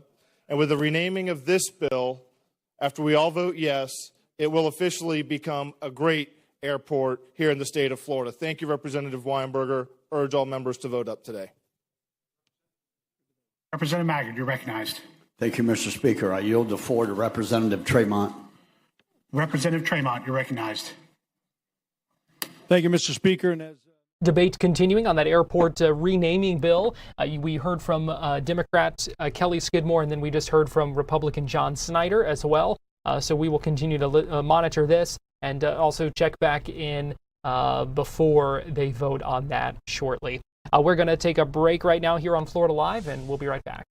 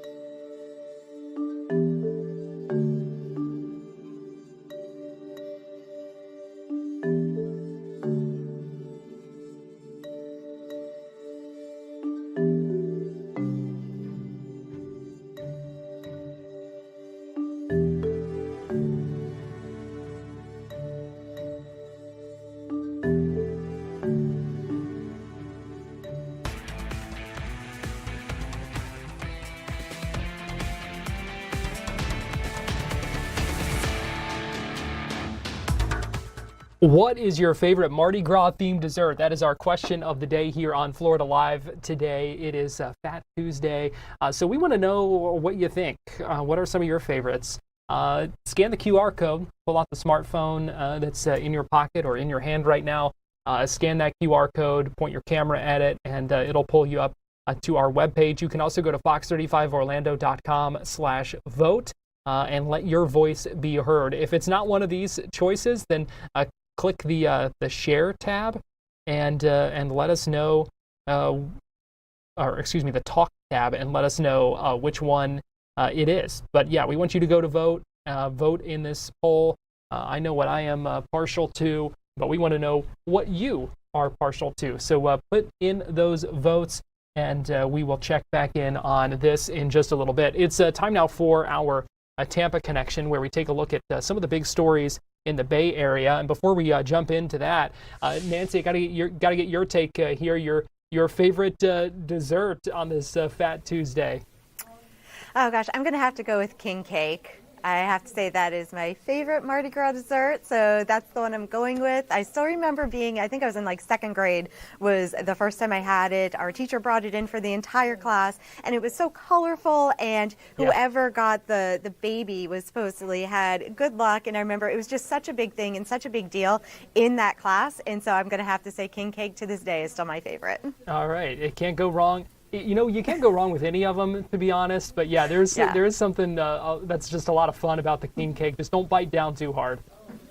Exactly. You got to be careful in case you're the one that does have that little baby. So you got to be careful. But it is a great dessert, as are all of those desserts are wonderful. But that one is definitely my favorite. Well, the votes are starting to come in, and Nancy, you're going to have to vote as well to make sure king cake gets represented, because right now it has fallen behind very quickly.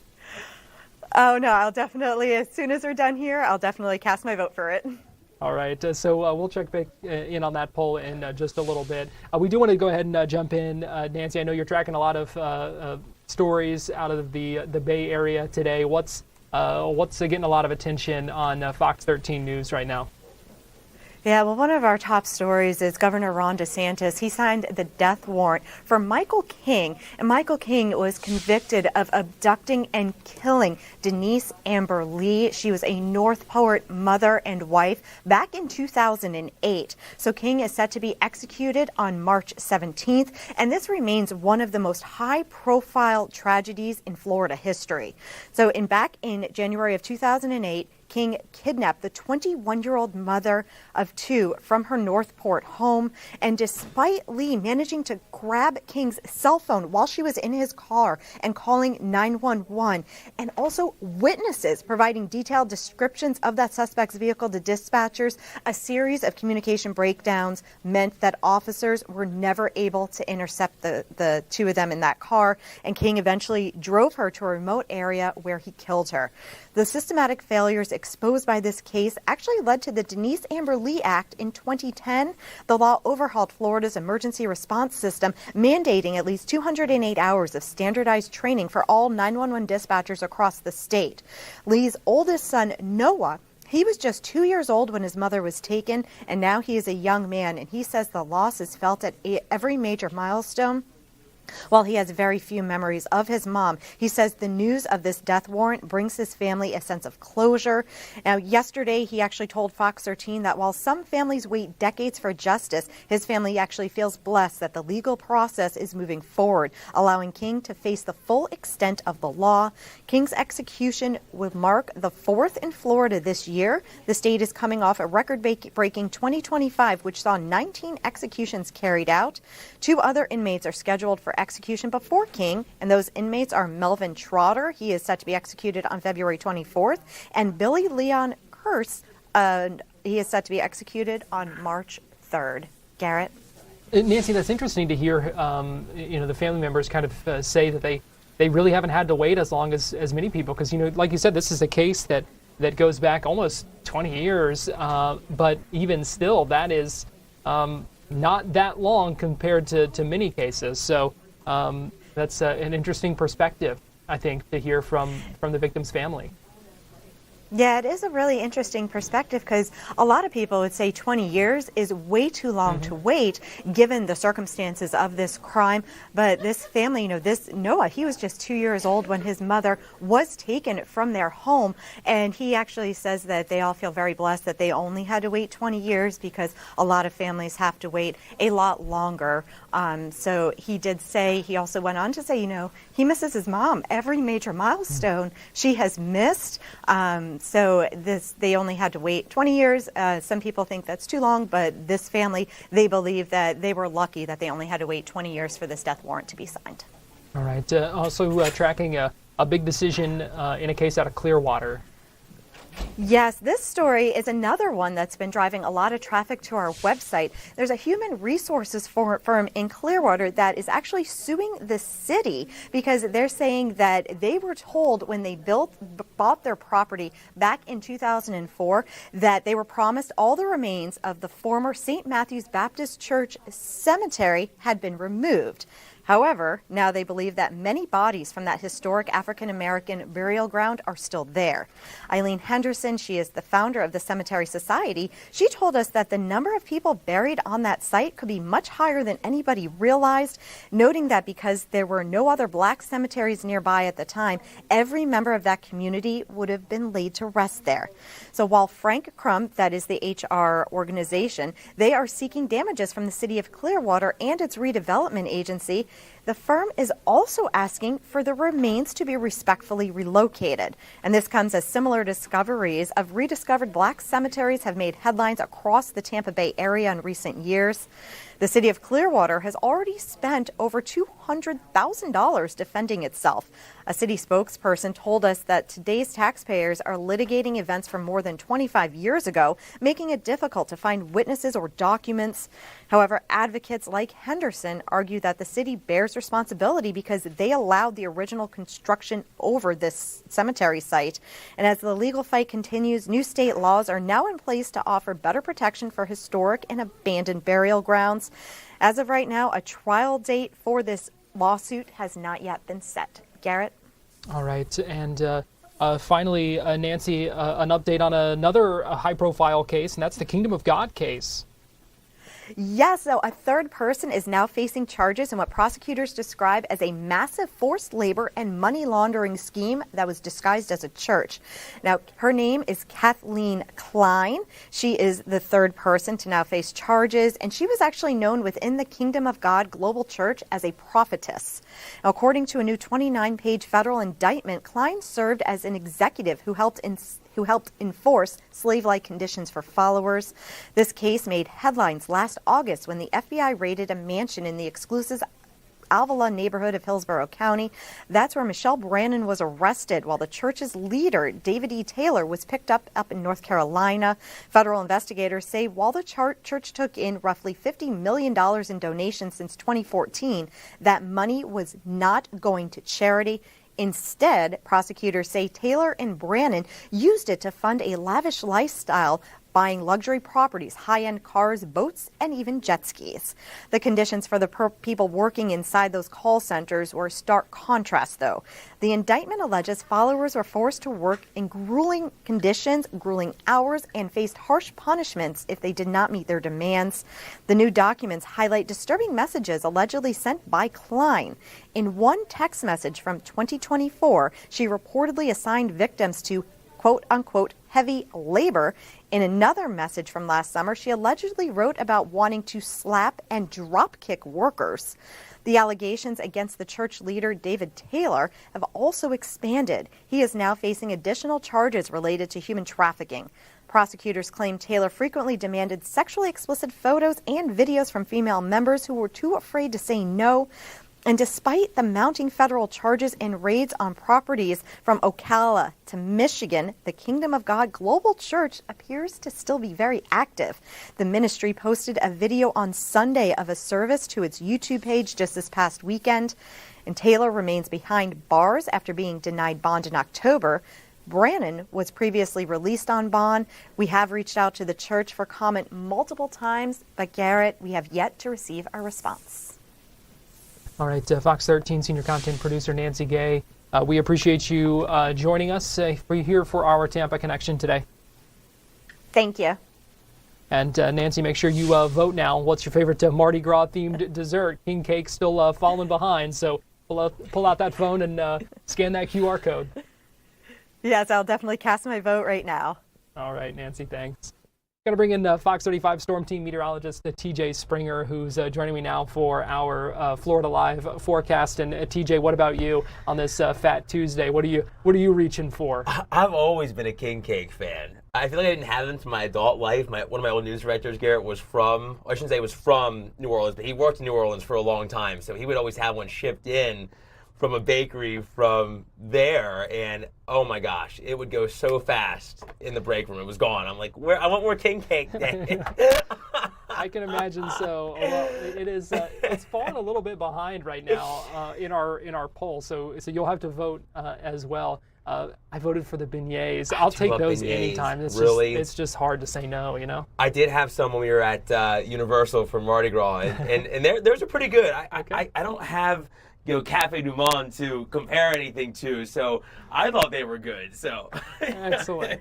You can't go wrong. I'll tell you that. All right, let's talk a little weather here because we know it was a bit of a chilly start this morning, but things are really kind of trending warmer. I feel like we're in those days where it's like you need 3 different outfits. You need one for the first couple hours in the morning, then one for like noon, and then one for 4 o'clock in the afternoon. It's crazy. Yeah, you're really not wrong. And we're really heading toward even more of a warm up. We are. Yeah, this is what we're expecting for later on in the week, into our weekend. Temperature's not going to be all that shy of 90, Garrett, which is crazy. We'll be really close to records in some spots.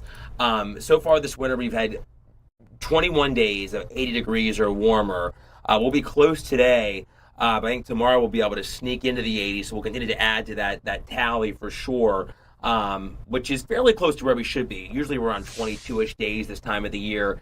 But you can see as we hit Saturday, February 21st, we should be in the mid-70s, and we're going to be well beyond that, likely just shy of records or tying records. May not smash any this go-around, but we'll be close nonetheless. But we're already, aside from that, that's some big news. We're already tracking another cold front that's going to move in as we progress into our late Saturday into Sunday. This one not going to bring, I think, as meaningful a rain as what we saw this past weekend. But behind it, I would say maybe not the best of news. A much bigger chill by the time we're getting into our Monday morning. We'll probably have feels like temps back down close to freezing in some spots. So we just TJ, we can't shake Old Man Winter. Old Man Winter keeps wanting to pay Florida a visit. We're not done yet. Well, we're ready to kick Old Man Winter to the curb. I thought we were done with it. Clearly not. Your timeshare's expired, Old Man Winter. We're done with you here in Central Florida. Yeah. Well, we'll enjoy the 80s that we've got before then. Yeah. All right, Great for the beach. Yes, absolutely. Fox 35 Storm Team meteorologist TJ Springer, thanks for joining us for our Florida Live forecast. Thanks, Garrett. And quick mention of some breaking news here before we go to break. That airport renaming bill that we've been listening to debate on in the House did just pass just moments ago. So we will continue to watch what happens now as the companion bill in the Senate that we heard debate on in a committee earlier today. We'll see what happens with it in that chamber. We're going to take a break here on Florida Live. When we come back, we're going to be joined by Kimberly Leonard from Politico, and we'll talk some Florida politics. So keep it here on Fox Local, YouTube, and Fox 35 TV.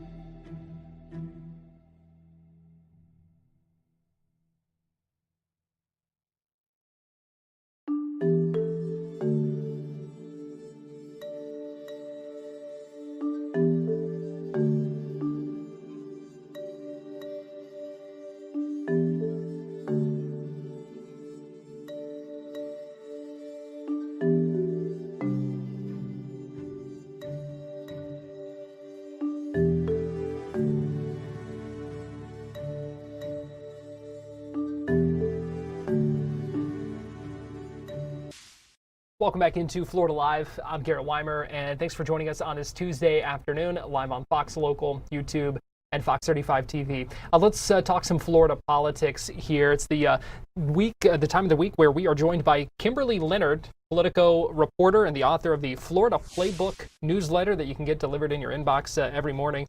Kimberly, always good talking with you. Thanks for joining us today. Yeah, good to be back. And there was a lot to talk about. I thought it was interesting what you wrote about in Florida Playbook this morning, and that is this debate over the emergency response fund and what it means about these clashes between the legislature and the governor that we are seeing once again in Tallahassee. Yeah, I did a little reminiscing because exactly 1 year ago today was when the legislature had this big fight with Governor DeSantis over immigration enforcement. It was the first time the legislature had really stood up to the governor.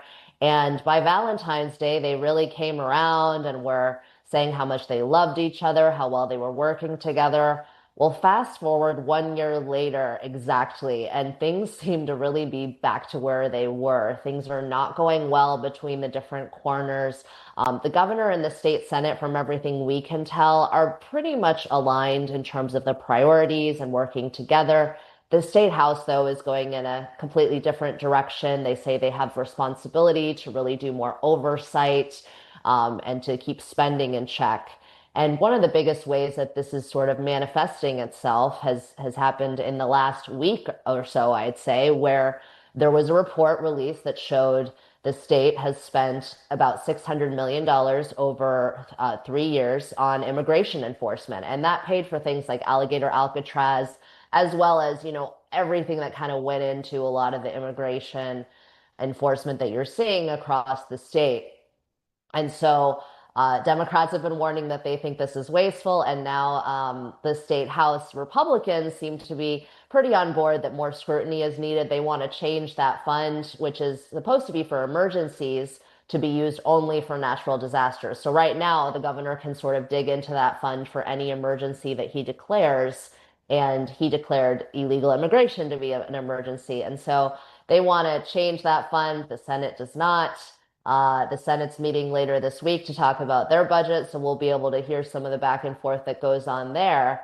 But it really shows that, over halfway through session, things are not on the mend, things are not going well, and that could really hurt their ability to finish on time. And let's not forget it's an election year, so they could be stuck in Tallahassee a very long time and unable to really campaign. Well, that's something we saw that happened last year. Going into overtime. And so what does that mean for conversations about the budget and trying to hammer things out?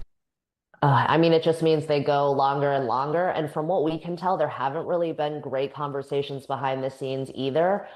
Some folks will even say that they won't get called back, that they, aren't really talking. And so, again, we're halfway through the session. The budget needs to be passed and signed. I think they'll get there eventually. I don't know that they'll get there on time necessarily, but they have a lot to work out. This is just one major piece. The governor made it clear today. He was talking about it and complaining about what the state house was doing. He says that he should have the ability to, enforce the law in the way that he sees fit when it comes to immigration. And so it is going to get, I think, a lot uglier before it gets better. And Speaker Perez hasn't addressed the media in a little bit. So we'll see if he soon has something to say about, why he feels so strongly about this piece or whether he thinks it's an area where they could potentially negotiate. Yeah, going to be interesting to see. Meanwhile, you talked about campaigning for the elections this year. Let's talk about the midterms. And you wrote an interesting piece as well about Florida Democrats really playing up candidates with military credentials. Yeah, I sort of noticed because I was interviewing a lot of different candidates and I said, wait a minute, everyone seems to have military background, be a former veteran, some of them very long-time veterans. Alex Vindman that you see there on the screen, obviously, was in the military a long time before joining the National Security Council and then blowing the whistle on Trump over that call with Ukraine way back when. And so it really does seem like a deliberate effort by, the Democratic establishment, by a lot of Democratic groups that have a lot of money to really invest in candidates that have this background. Florida is really considered a red state. They know that. They acknowledge that. But they're hoping that maybe some voters might be gettable if they present them with candidates who have these really strong military backgrounds, who aren't really, very, very left leaning necessarily, who tend to be more centrist and tend to be less, partisan and more about getting things done and having that be their focus. And so they're hoping that that might change some of their luck in some of these difficult races. I don't know whether it will or whether it'll just be at the margins, but I think that we saw that at least if the 2025 pattern holds for a lot of these elections, that I don't think 2026 is going to be another instance like 2022, where the governor won by 19 points and then everyone else up and down the ticket was kind of similar. I think it'll probably be a lot tighter than that. And so any way that they can get tighter, Democrats will see that as an advantage for them, even if they don't win. And so if they can get something within the single digits, if they can put forward candidates who are well tested, who present well, who have, a great resume, then maybe they can have better luck this time around. So we see it in a lot of House races and we see it in the Senate. And I expect that to be a big part of what these candidates play up as they campaign in their districts. From the House and Senate races to the governor's race, we have just seen the first ad buy for the front runner, Byron Donalds. Yeah, listen, and this is where that $45 million comes in handy, right? Florida is a very expensive place to campaign because it's expensive to put up ads. And so Byron Donalds' ability to get himself on the airwaves, and this is digital and also streaming services, because a lot of people get their ads through, watch TV through streaming now. And so he has put out this ad that really emphasizes not just that President Trump supports his candidacy, which we've seen in the polls really helps even bring him from front-runner status to very front-runner status. But it also emphasizes how he wants to continue this free state of Florida vision that Governor DeSantis started. And so it's very interesting that he's out with his first one of this season, and his team says he's ready to stay on the airwaves through the end, that they have the cash to do it. As far as I can tell, that's probably true. He's getting big checks if you look at his political committee. And there are others in the race, but it becomes more and more difficult to compete when you have the name recognition and the cash advantage, and then when you can stay sort of in front of voters from here up until primary day. Well, from the potential incoming governor to the outgoing governor, Governor Ron DeSantis, he had some interesting reporting over the weekend about some of what DeSantis has been doing lately. Yeah, he did a lot of golfing. So he did that Pebble Beach where they team you up with a pro golfer at a big tournament. And then he actually golfed with President Trump. We were first to report on Thursday that he had that on his calendar to get together with the president. Still getting more intel on what they discussed, but obviously there is a lot happening in Florida between redistricting, District 2 vacancy potentially before the election even. So there are a lot of things that Florida controls, the presidential library as well, that would be of very, very big interest to Trump. And they were joined by a couple of coaches that DeSantis is close to, a couple football coaches. And so maybe there's something on that front that we'll see popping. It's not really my area of expertise, but it's very interesting that the four of them got together, and I expect them to continue. From all accounts, it seems that the two have really, moved past their presidential feud. And even though there are places that they disagree still on policy, including, artificial intelligence, and drilling in the Gulf, that's a big one. They do appear to get along just fine from here on out. All right, Kimberly, what's next in Florida politics? What are you watching for? Other than the budget fight, I think we need to keep watching for others who might potentially get into the race. I think that, down here in South Florida, we have Representative Sheila Shervillis McCormick, who is facing a lot of Democratic challengers this time around. And so that's one of the big races that I'm watching as far as the House goes. And then on top of all of that, it's hard to watch these individual House races because of redistricting, and the districts might look completely different than they do now. So there's always kind of that added layer of uncertainty of, what the Florida delegation is going to look like. And of course, then ultimately feed into who eventually has control of Congress. Kimberly Leonard, Politico reporter, Florida Playbook author. We appreciate you joining us here on Florida Live today. Thanks so much. All right, but before we let you go, it is Fat Tuesday. We've been polling everyone on their favorite Mardi Gras themed dessert. So Kimberly, are you a king cake fan? Beignets? What's your go-to here? Oh my gosh, I hate bananas. So the fact that that's even on the poll is like so disgusting to me. Definitely beignet person. Yeah, for sure. I agree with you there. I don't know that I've ever turned one down, so you can't go wrong. Yummy. I've made them before. They're not hard to make either. Yeah. Okay, that's good to know. I'll get that recipe from you. Kimberly, we appreciate you joining us. Thank you. We're going to take a break here on Florida Live, and we'll be right back.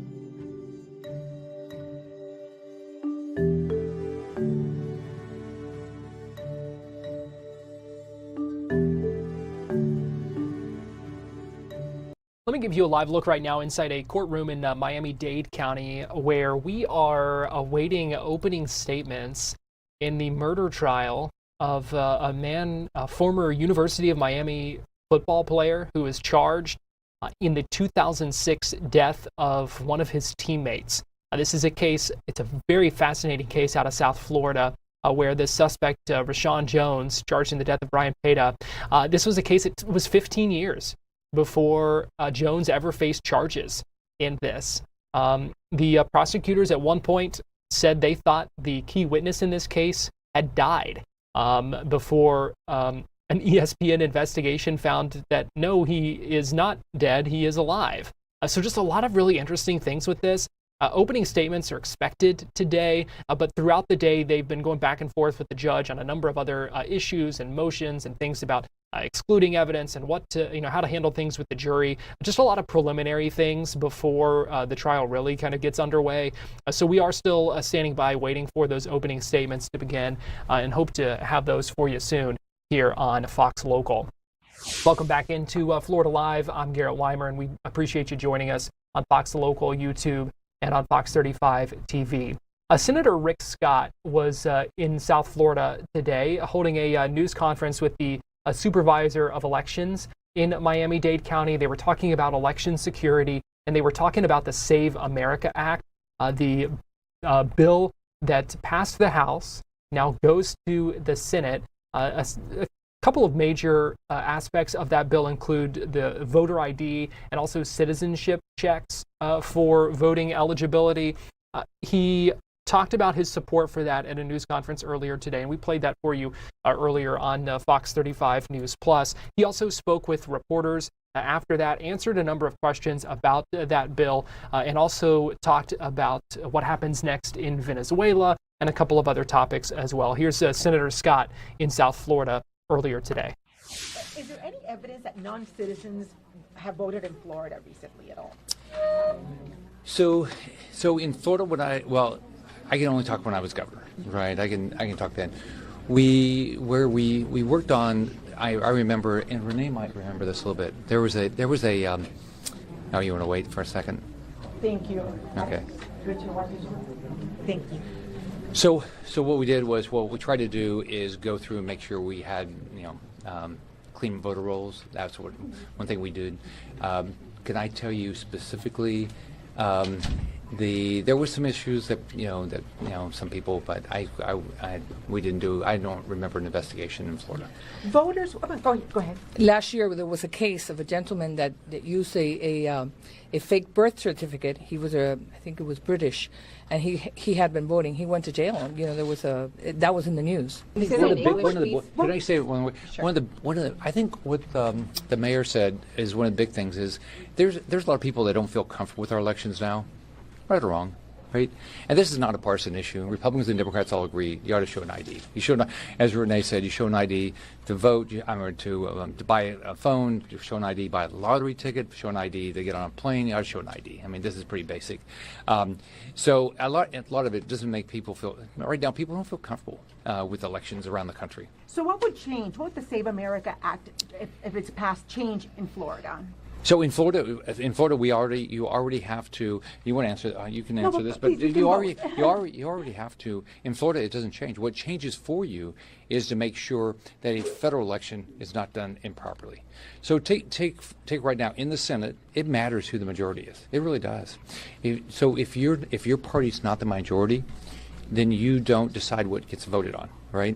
So if there was an election and a Senate election in some state that was done improperly, it impacts our state.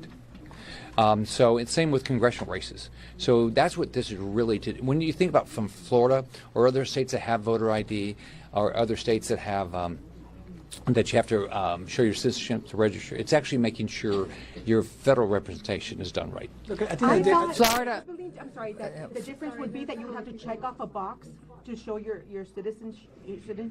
Now you check off a box. Now you have to show proof. Is that right? Right now you're going in when you become a registered voter, you will have to show that you are a U.S. citizen or you were born in the United States. And what are the documents that would be? I don't know. There's a variety of. Okay. So logistically, there is an added step. It's not. It wouldn't exactly be the same. Yeah, but they've gone through. They put a lot of effort into the bill. Mike Lee is the one that wrote the bill, and the House made a lot of changes when they passed it last week to make sure that for every state that there was a process to do it. So you can. And right now, as you all know, to get real ID, you have to do all these things also. So it shouldn't be complicated for anybody. Look, at the end of the day for Florida, just the senator was saying, there's lessons learned here. And this, we're trying to imitate what happened here in Florida, the laws that were passed here to protect voters and to give people the fact that they feel comfortable there's integrity in our laws, pass it out to the rest of the nation. So this is why what he's doing is an amazing job to make sure that we learn from our mistakes here, take them to the rest of the country. Yeah. Your colleague, Senator Lisa Murkowski, has said that she has some concerns because if this were to pass, this could impact the elections happening this year, and logistically, that could be a nightmare for local election offices. What do you say to that? So that's not been what people have told me. Everybody has to show ID for everything else. I mean, how's that a big difference? It's not a big change. So in Florida, it wouldn't be just a real ID. It would have to be another proof of citizenship? No, only to register to vote. So when you show up to vote, if there's a variety of IDs you can use. In Florida, right now we check that in the back end. Now it would be in the front end. In Florida, we already check to see if people are U.S. citizens through the Secretary of State, right? Yeah. But just to remember, a lot of this is making everybody feel comfortable that their elections are secure. Yeah. I mean, I think what the mayor said is the right way. Why wouldn't you want to make sure? I mean, you look at now. I didn't grow up in Latin America, but when you lose your right to vote and you have no rights, think how important it is that your vote is not diluted. And there's elections that are won by very few votes.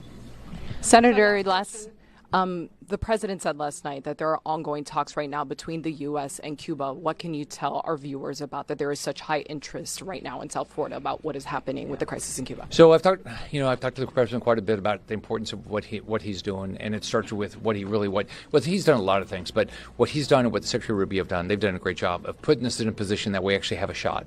We're going to get a new administration. We already got a new administration in Venezuela. Now we're going to get free and fair elections. I'm very comfortable that's going to happen. I wish I could tell you it's going to happen today, and I think now you see what's going on. Cuba just canceled their cigar festival. They have no choice that they're going to have to change. They have no oil. They've decimated their economy. So I think the pressure is on, and they're going to have to change. But is there new administration in Venezuela? Is there new administration in Venezuela with the vice president that is now president? Well, so Elsa Douglas, Presidente de Venezuela, is a leader de carteles.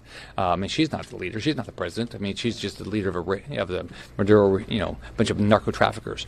But we are going through a process, and it sure appears it's working. There's more pressure. I wish all the political prisoners had been released. I wish there was no oppression.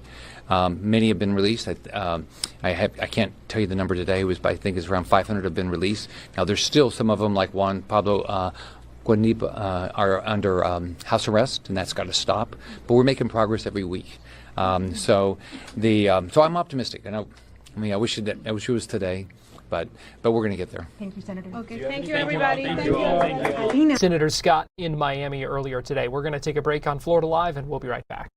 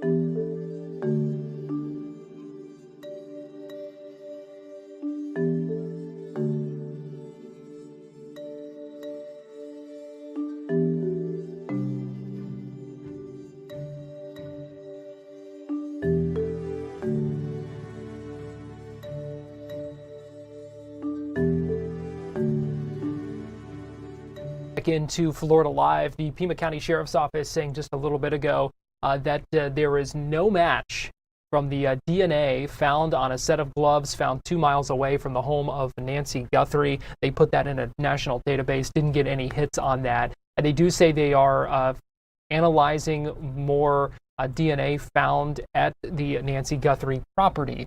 I talked just a little bit ago with law enforcement expert Rodney Smith, who talked about what happens next now that this, which a lot of people were hopeful for, might have some information, came back with nothing.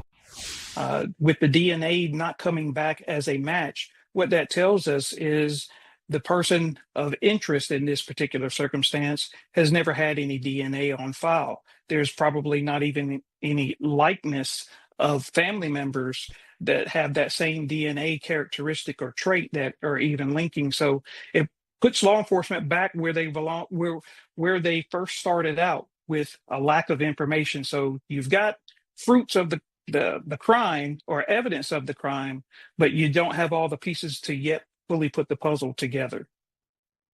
Yeah, no hits in the database, no match with any DNA found in Nancy's home. And, in a case like this where there are still so many questions and doesn't seem to be that many clues, it seemed like a lot kind of hinged on that, or at least from what the public knows in this. It seemed like a lot was hinging on the results of that glove. Absolutely. So that tells us that this individual's DNA is not linked to other crime scenes, that they've probably never been arrested before in a circumstance or situation which required DNA. But we do know, at least at some point, that we do at least have a size of a glove that could give some impression as to if this is a large individual or smaller individual. And also, we want to make sure, was this actually one of the gloves that was involved in this individual's hand, or is it one of likeness? So with that DNA, it would have been able to give the possibilities to include or exclude someone. But as I said earlier, now it puts law enforcement back in square one with the likelihood of this individual being personally identified as opposed to trace evidence identifying them. What does this do now? And you touched on it just a second ago. What does this do now to kind of the profile of a potential suspect that investigators might be kind of looking for in this? Well, hopefully someone has and will come forward with recognizing this individual or the individual that was drawn in the composite sketch to say, hey, you may want to look at this individual. You may want to look and search in this area for that individual. So right now, unfortunately, because law enforcement may still have information out there that they're concealing and they're vetting and they're trying to find additional resources to help them, right now everyone is relying more so on personal information as opposed to what is forensically linked to this case.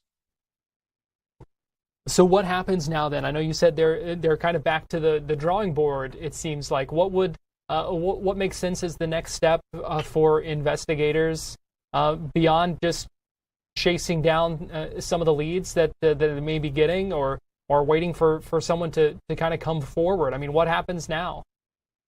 Well, just as you said, because the family has already been ruled out, now you almost have to play the waiting game. You have to play the waiting game to hear back from the kidnappers and try to get more information from these kidnappers. From what I understand, I don't even believe that proof of life has yet been determined or established. And with an 84-year-old woman, and the duration of time, we're coming up on 3 weeks now. I'm actually surprised that they have not been more demands or more of a increase in demand so that they don't have to continue holding her and taking care of her or treating her. The waiting game, something that has already been going on for, as Rodney said, close to 3 weeks now, and still no answers. Hopefully some of those other tests might be a little more promising than what came back with the gloves. You can find that full interview on Fox Local and YouTube. We are out of time here on Florida Live, but our live streaming news coverage continues next on Fox Local and YouTube. Thanks for joining us today.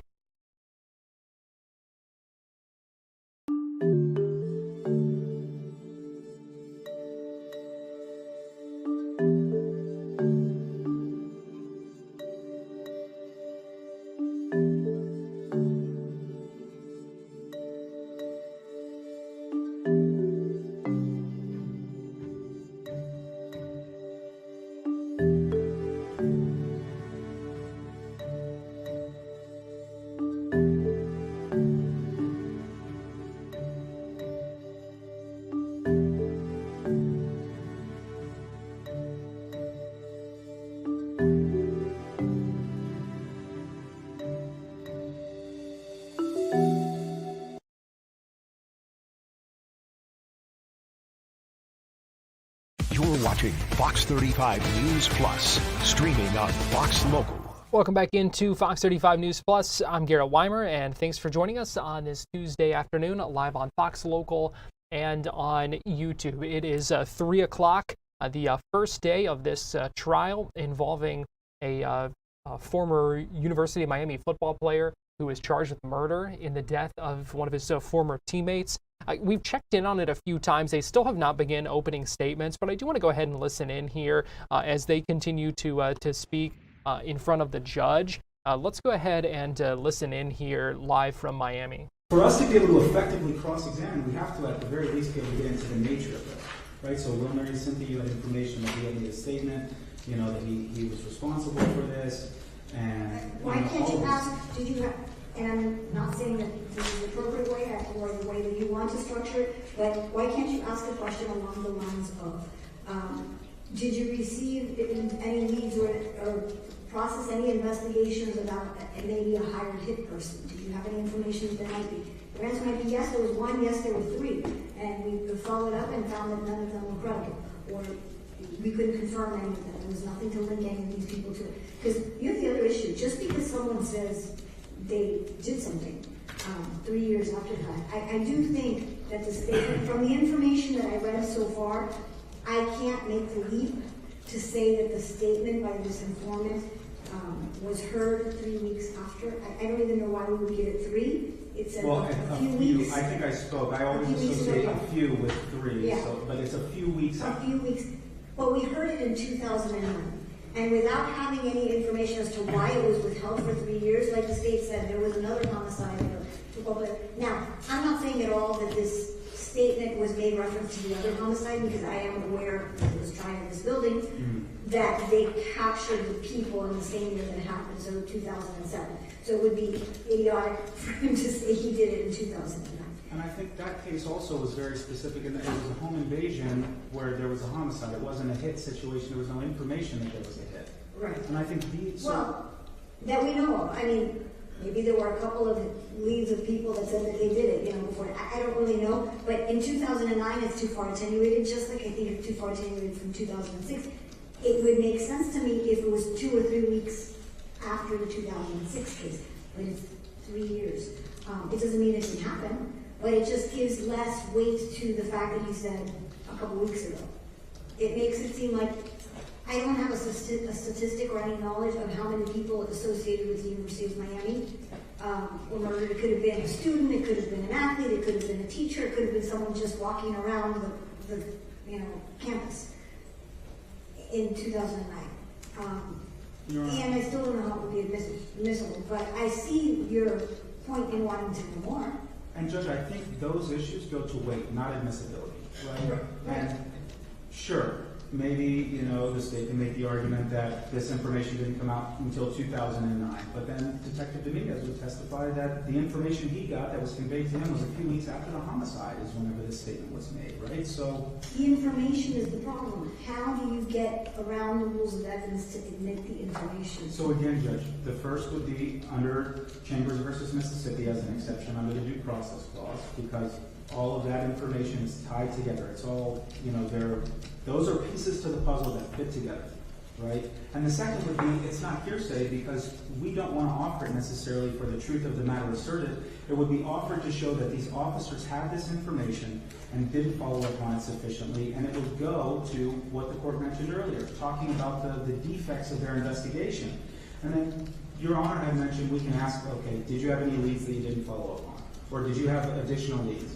And then their answer would be, yes, we followed up on those leads. Well, if they say, yes, we followed up on those leads, we necessarily would have to then say, get into the nature of what the specific leads were and point out the things that were not done with regard to those specific leads. Then why can't, then the state's going to say, yeah, we have a confession, an alleged confession from your client. Well, I don't think that they would say that because they decided that they didn't want to use that informant because he sent an email saying that if they called him as a witness, he was going to tank the state's case. And I believe the reasoning was that they didn't find that this informant was credible. I have never spoken to that informant. Sorry to cut you off. That was Michael Von Zoff. No, it was other people. But sworn statement was taken by, I believe it was Detective Segovia, it could have been a different detective. But it doesn't matter. We were set to go to trial at that time, and this is like a different thing. But I think what the judge is trying to say is by the very means you're trying to elicit this statement, we can elicit his statement about policy. That's what she's saying. No, those are two, Your Honor, those are two different, the defense has a much different role than the state and different obligations. We should be permitted to cross-examine on leads and what was done to follow up with those leads, and to the extent that they say, yeah, we investigated the lead, get into the nature of the leads to show what they did not do with respect to that.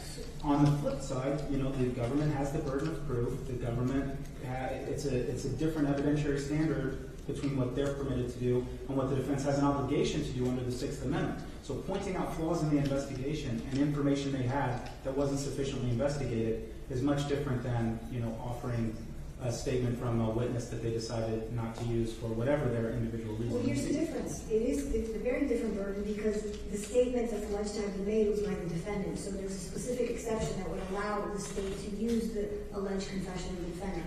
Whether they choose to use it or not is a whole separate thing. If they decided to list that witness and call on raid for whatever right, but here you don't have that. So here you don't have that hearsay exception, and then you have an added layer of hearsay because it's double hearsay. You have a confidential informant who's not disclosed, who's the one who heard the statement, and is the one who said the statement to the agent. So it's double hearsay, and there's no exception. It would only be hearsay if it were offered for the truth of the matter asserted. And if we're cross-examining the officers on the leads that they obtained and the things they did not do to follow up on those leads, it is not hearsay and does not need to come in under a hearsay exception because it's not being offered for the truth. Okay, and in anticipation that would be the argument, the reality is it's certainly being offered for the truth of the matter asserted because the argument is going to be it wasn't the defendant, it was this other person.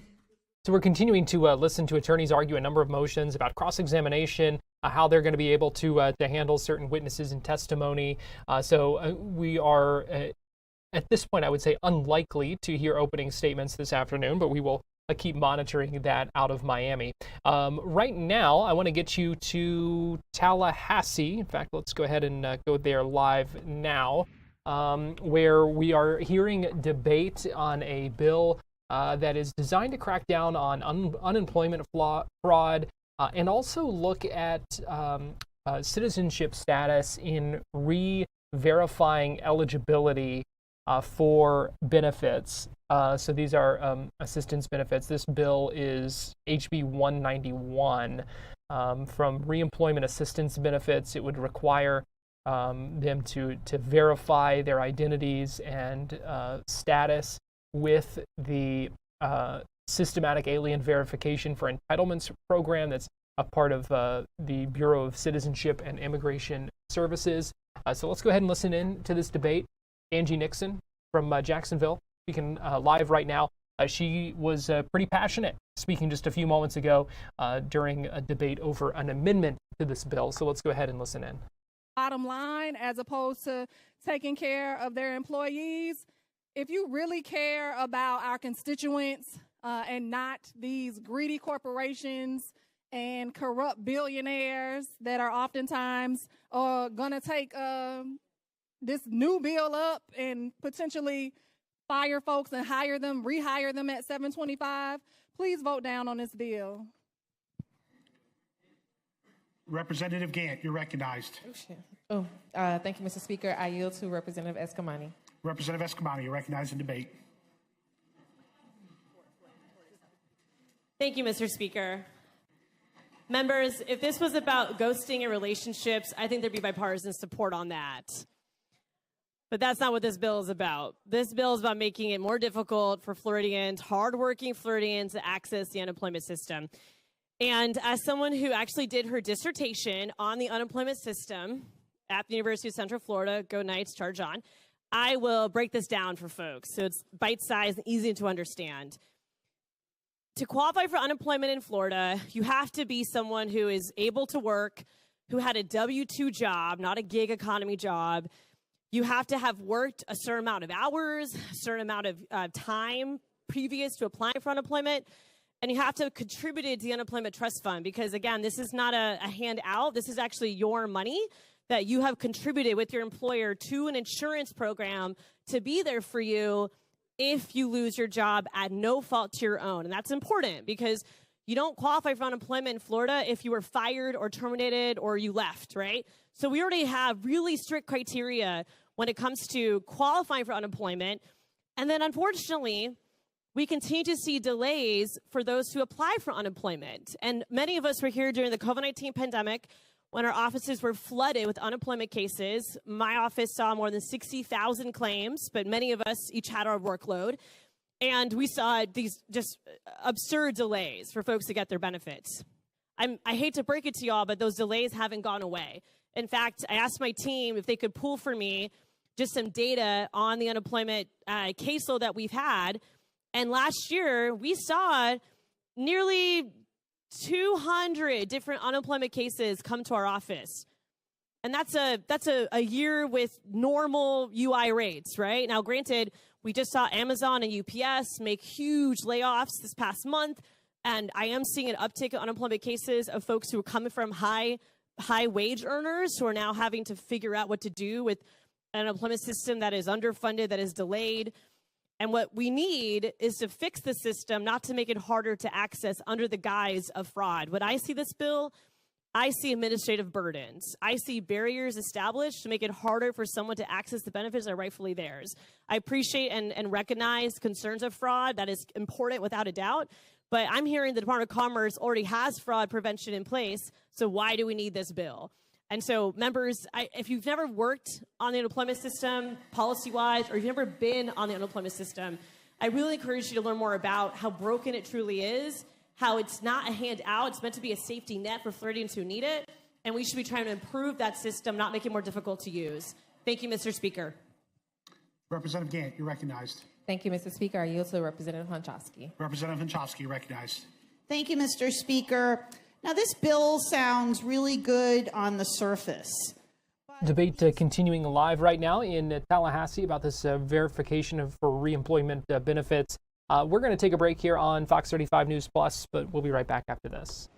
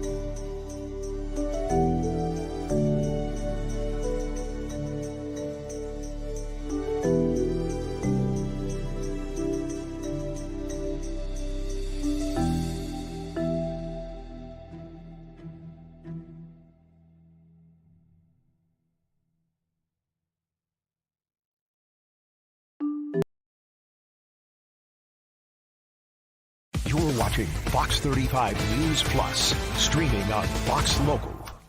Welcome back into Fox 35 News Plus. I'm Garrett Weimer, and thanks for joining us here on this Tuesday afternoon, live on Fox Local and on YouTube. Let's talk a little theme park here, because some interesting reports, you may have seen it on social media, is some talk about what's happening with Villains Land, and reports that the new CEO of the Walt Disney Company wants to rethink the plans for Villains Land, which is the announced expansion at Magic Kingdom, and wants designers to think bigger, maybe more rides, bigger rides, better rides, and some different changes to that Villains Land. Fox 35's Matt Trezza spoke with Lynn Testa from the Unofficial Guides earlier today about what he has been learning about this and what Villains Land might look like if they do continue down this path of rethinking those original plans. So what I'm hearing is that the team working on Villains Land for Magic Kingdom in Walt Disney World was told earlier this year to rethink the plans that they have around the rides, shows, attractions, and restaurants that they're building in that land. Essentially, the instructions were think bigger and think bolder about what's going in there. Very good. And something else you mentioned was that budget was secondary. Right. I think the part of the initial proposal that Imagineering came back with, Disney's design team within the company, they were thinking it was one set of budget numbers, and I think they were told, you can think bigger now, and that kind of makes sense, right? Because the Magic Kingdom is the most popular theme park in the world. Josh D'Amaro is the new CEO of the company. He's going to get one chance to add one land to the Magic Kingdom during his tenure as CEO. I'm sure he wants to make sure he gets that absolutely right. I see. So this is almost could be seen like a legacy project for him. It is. You're defined by the things you put in the parks, right? To a lot of Disney theme park fans, you're defined by what you do in Walt Disney World. Yeah. Very cool. And so, how common is this for something like this to happen? For them to scrap plans that they may have had, redo something, rethink something, re-engineer something? It's actually happened before. Remember back in 2010 when Disney announced that it was redoing Fantasyland in the Magic Kingdom. They had released an initial set of concept art that did not include Seven Dwarfs Mine Train. It was character greetings. And the internal and external feedback that Disney got from that one piece of concept art led them to rethink what happened in the middle of Fantasyland. That's how we ended up with Seven Dwarfs Mine Train. So, I think this is all a very positive thing. The new Fantasyland was better because of the feedback that they got, and I have no doubts that Villains Land is going to be better because of it. Gotcha. Now, I don't know how far along they were in the plans, in the development already, but if they have to do this again, starting from scratch, maybe that could cost them a lot of time, potentially cost them a lot of money. Yeah. Are they equipped for that? How would this change kind of like operations and the plans that they have? I mean, the good news is they haven't said specifically when Villains Land was going to open or what it was going to include. So they've got a lot of leeway in terms of scope and schedule. I will say that I think one of the things that's driving this is that Disney's really paying attention to what Comcast is saying on its earnings calls around what Epic Universe is doing for the Universal Orlando resort. So if you're listening to those earnings calls, Comcast is saying that guests who are visiting Epic Universe are spending more time, spending more money, staying longer at the resort, and they're happier than with the other two parks. So the spending that guests are doing in Epic Universe is boosting Comcast's bottom line. And the way that Disney does that is through things like Lightning Lane sales, restaurants, and merch. So for Disney, I think they're going to spend $60 billion over the next 10 years on expansions. I think they want to make sure that everything they put in Villains Land is selling not only Lightning Lane multi-pass, the one big package that you can get for all day, but also it's driving Lightning Lane single pass sales. And they want to make sure that the restaurants that they build are destination restaurants like Be Our Guest or Space 220, where they can charge, fixed price menu prices for everyone who goes in. That's how Disney makes money on things they build in the theme parks. So they want to make sure that they get this right. So, now that you brought that up, I mean, that's something I didn't know about before. That almost sounds to me like an airline learning that the airlines lose money on the coach passengers, but make their most money from business class. Is that kind of like the same model almost? Disney's really good at analytics, and they know exactly where they make their money. So something like Lightning Lane, does not cost them any money to produce. It's almost pure profit. And it's one of their major sources of per cap spending increases that Disney's seen. So they want to make sure that everything that they build, people are going to want to ride that ride so much that they're willing to pay an extra $15 or $20 or $25 just to get to experience this new ride. I mean, that's a driving conversation, I'm sure, in every single new attraction that's being built in Walt Disney World. So, yeah. That's really fascinating, and I actually didn't know that before, but totally makes sense. As far as the competition with Universal goes, how do you think they're looking at like Dark Universe and saying, how can we top that? And it's pretty good, but I think from what some of the other bloggers I was looking at, they were saying that Dark Universe, it's good, it could be better. So Disney really should, like, with Villains Land, like, knock it out of the park. Yeah, I think there are two ways to approach it. I think the design team, the Imagineering team within Disney, looks at the awards that Epic Universe has received from the theme park industry and wants some of those for themselves.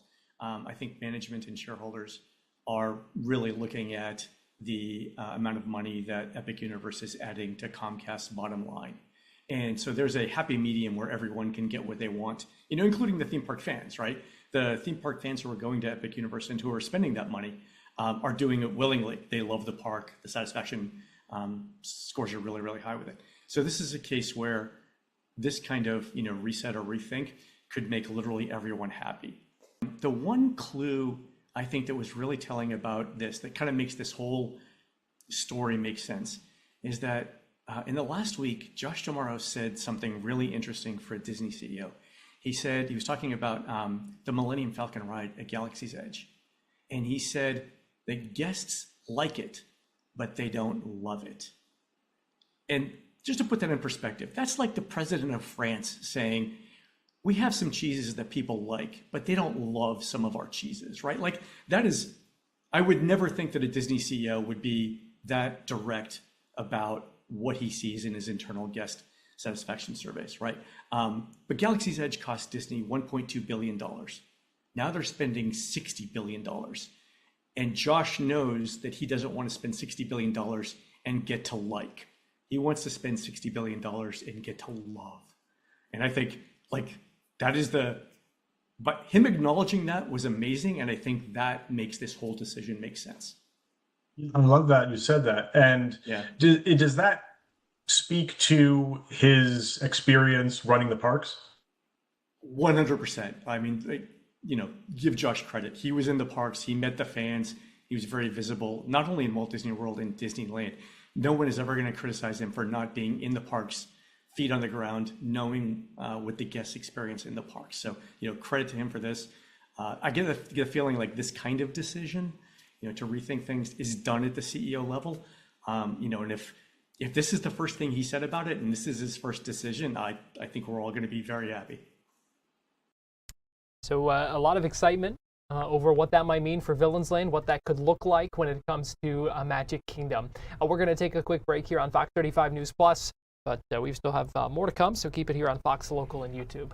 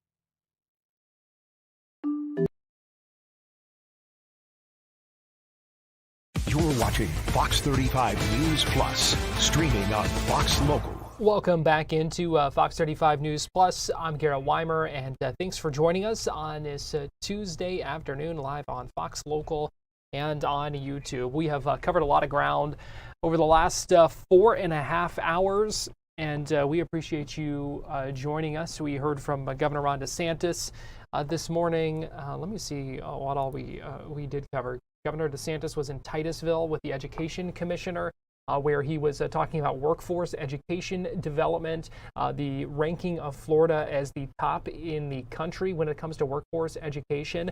You can find his full remarks right now on Fox 35 News Plus and on YouTube. One of the other things I do briefly want to highlight before we run out of time is to bring your attention to some comments made by the Education Commissioner at that news conference earlier today, where he talked about some of the student walkouts that we have seen in protest of ICE. Here's what he said about that. I am seeing across the nation these walkouts that are being huge disruptions. They're leading to student safety concerns. And just this weekend, you have seen the Florida Education Association, the teachers union, had a press conference where there was a speaker. And the speaker gets up and talks about the protests that are taking place across the nation and says that they are irrational, that they are reasonable, and that they are required. Jarred parents across the country, immediate backlash. In the background of this statement were union members here in Florida nodding along with the messaging. Totally inappropriate, totally unacceptable. Yet there was no condemnation from the union. There was no calling out the statement. In fact, they stayed silent. And it wasn't until this weekend where they received national backlash that now they're attempting to change the narrative. This isn't the first time that the FEA has been on the losing side of an issue.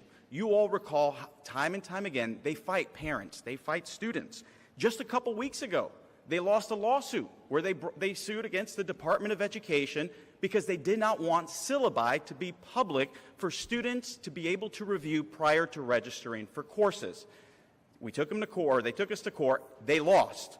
You remember in 2020, the teachers union filed a lawsuit because they did not want schools to reopen. The significant learning losses that would have happened here in the state of Florida had they been successful would have been detrimental to our students.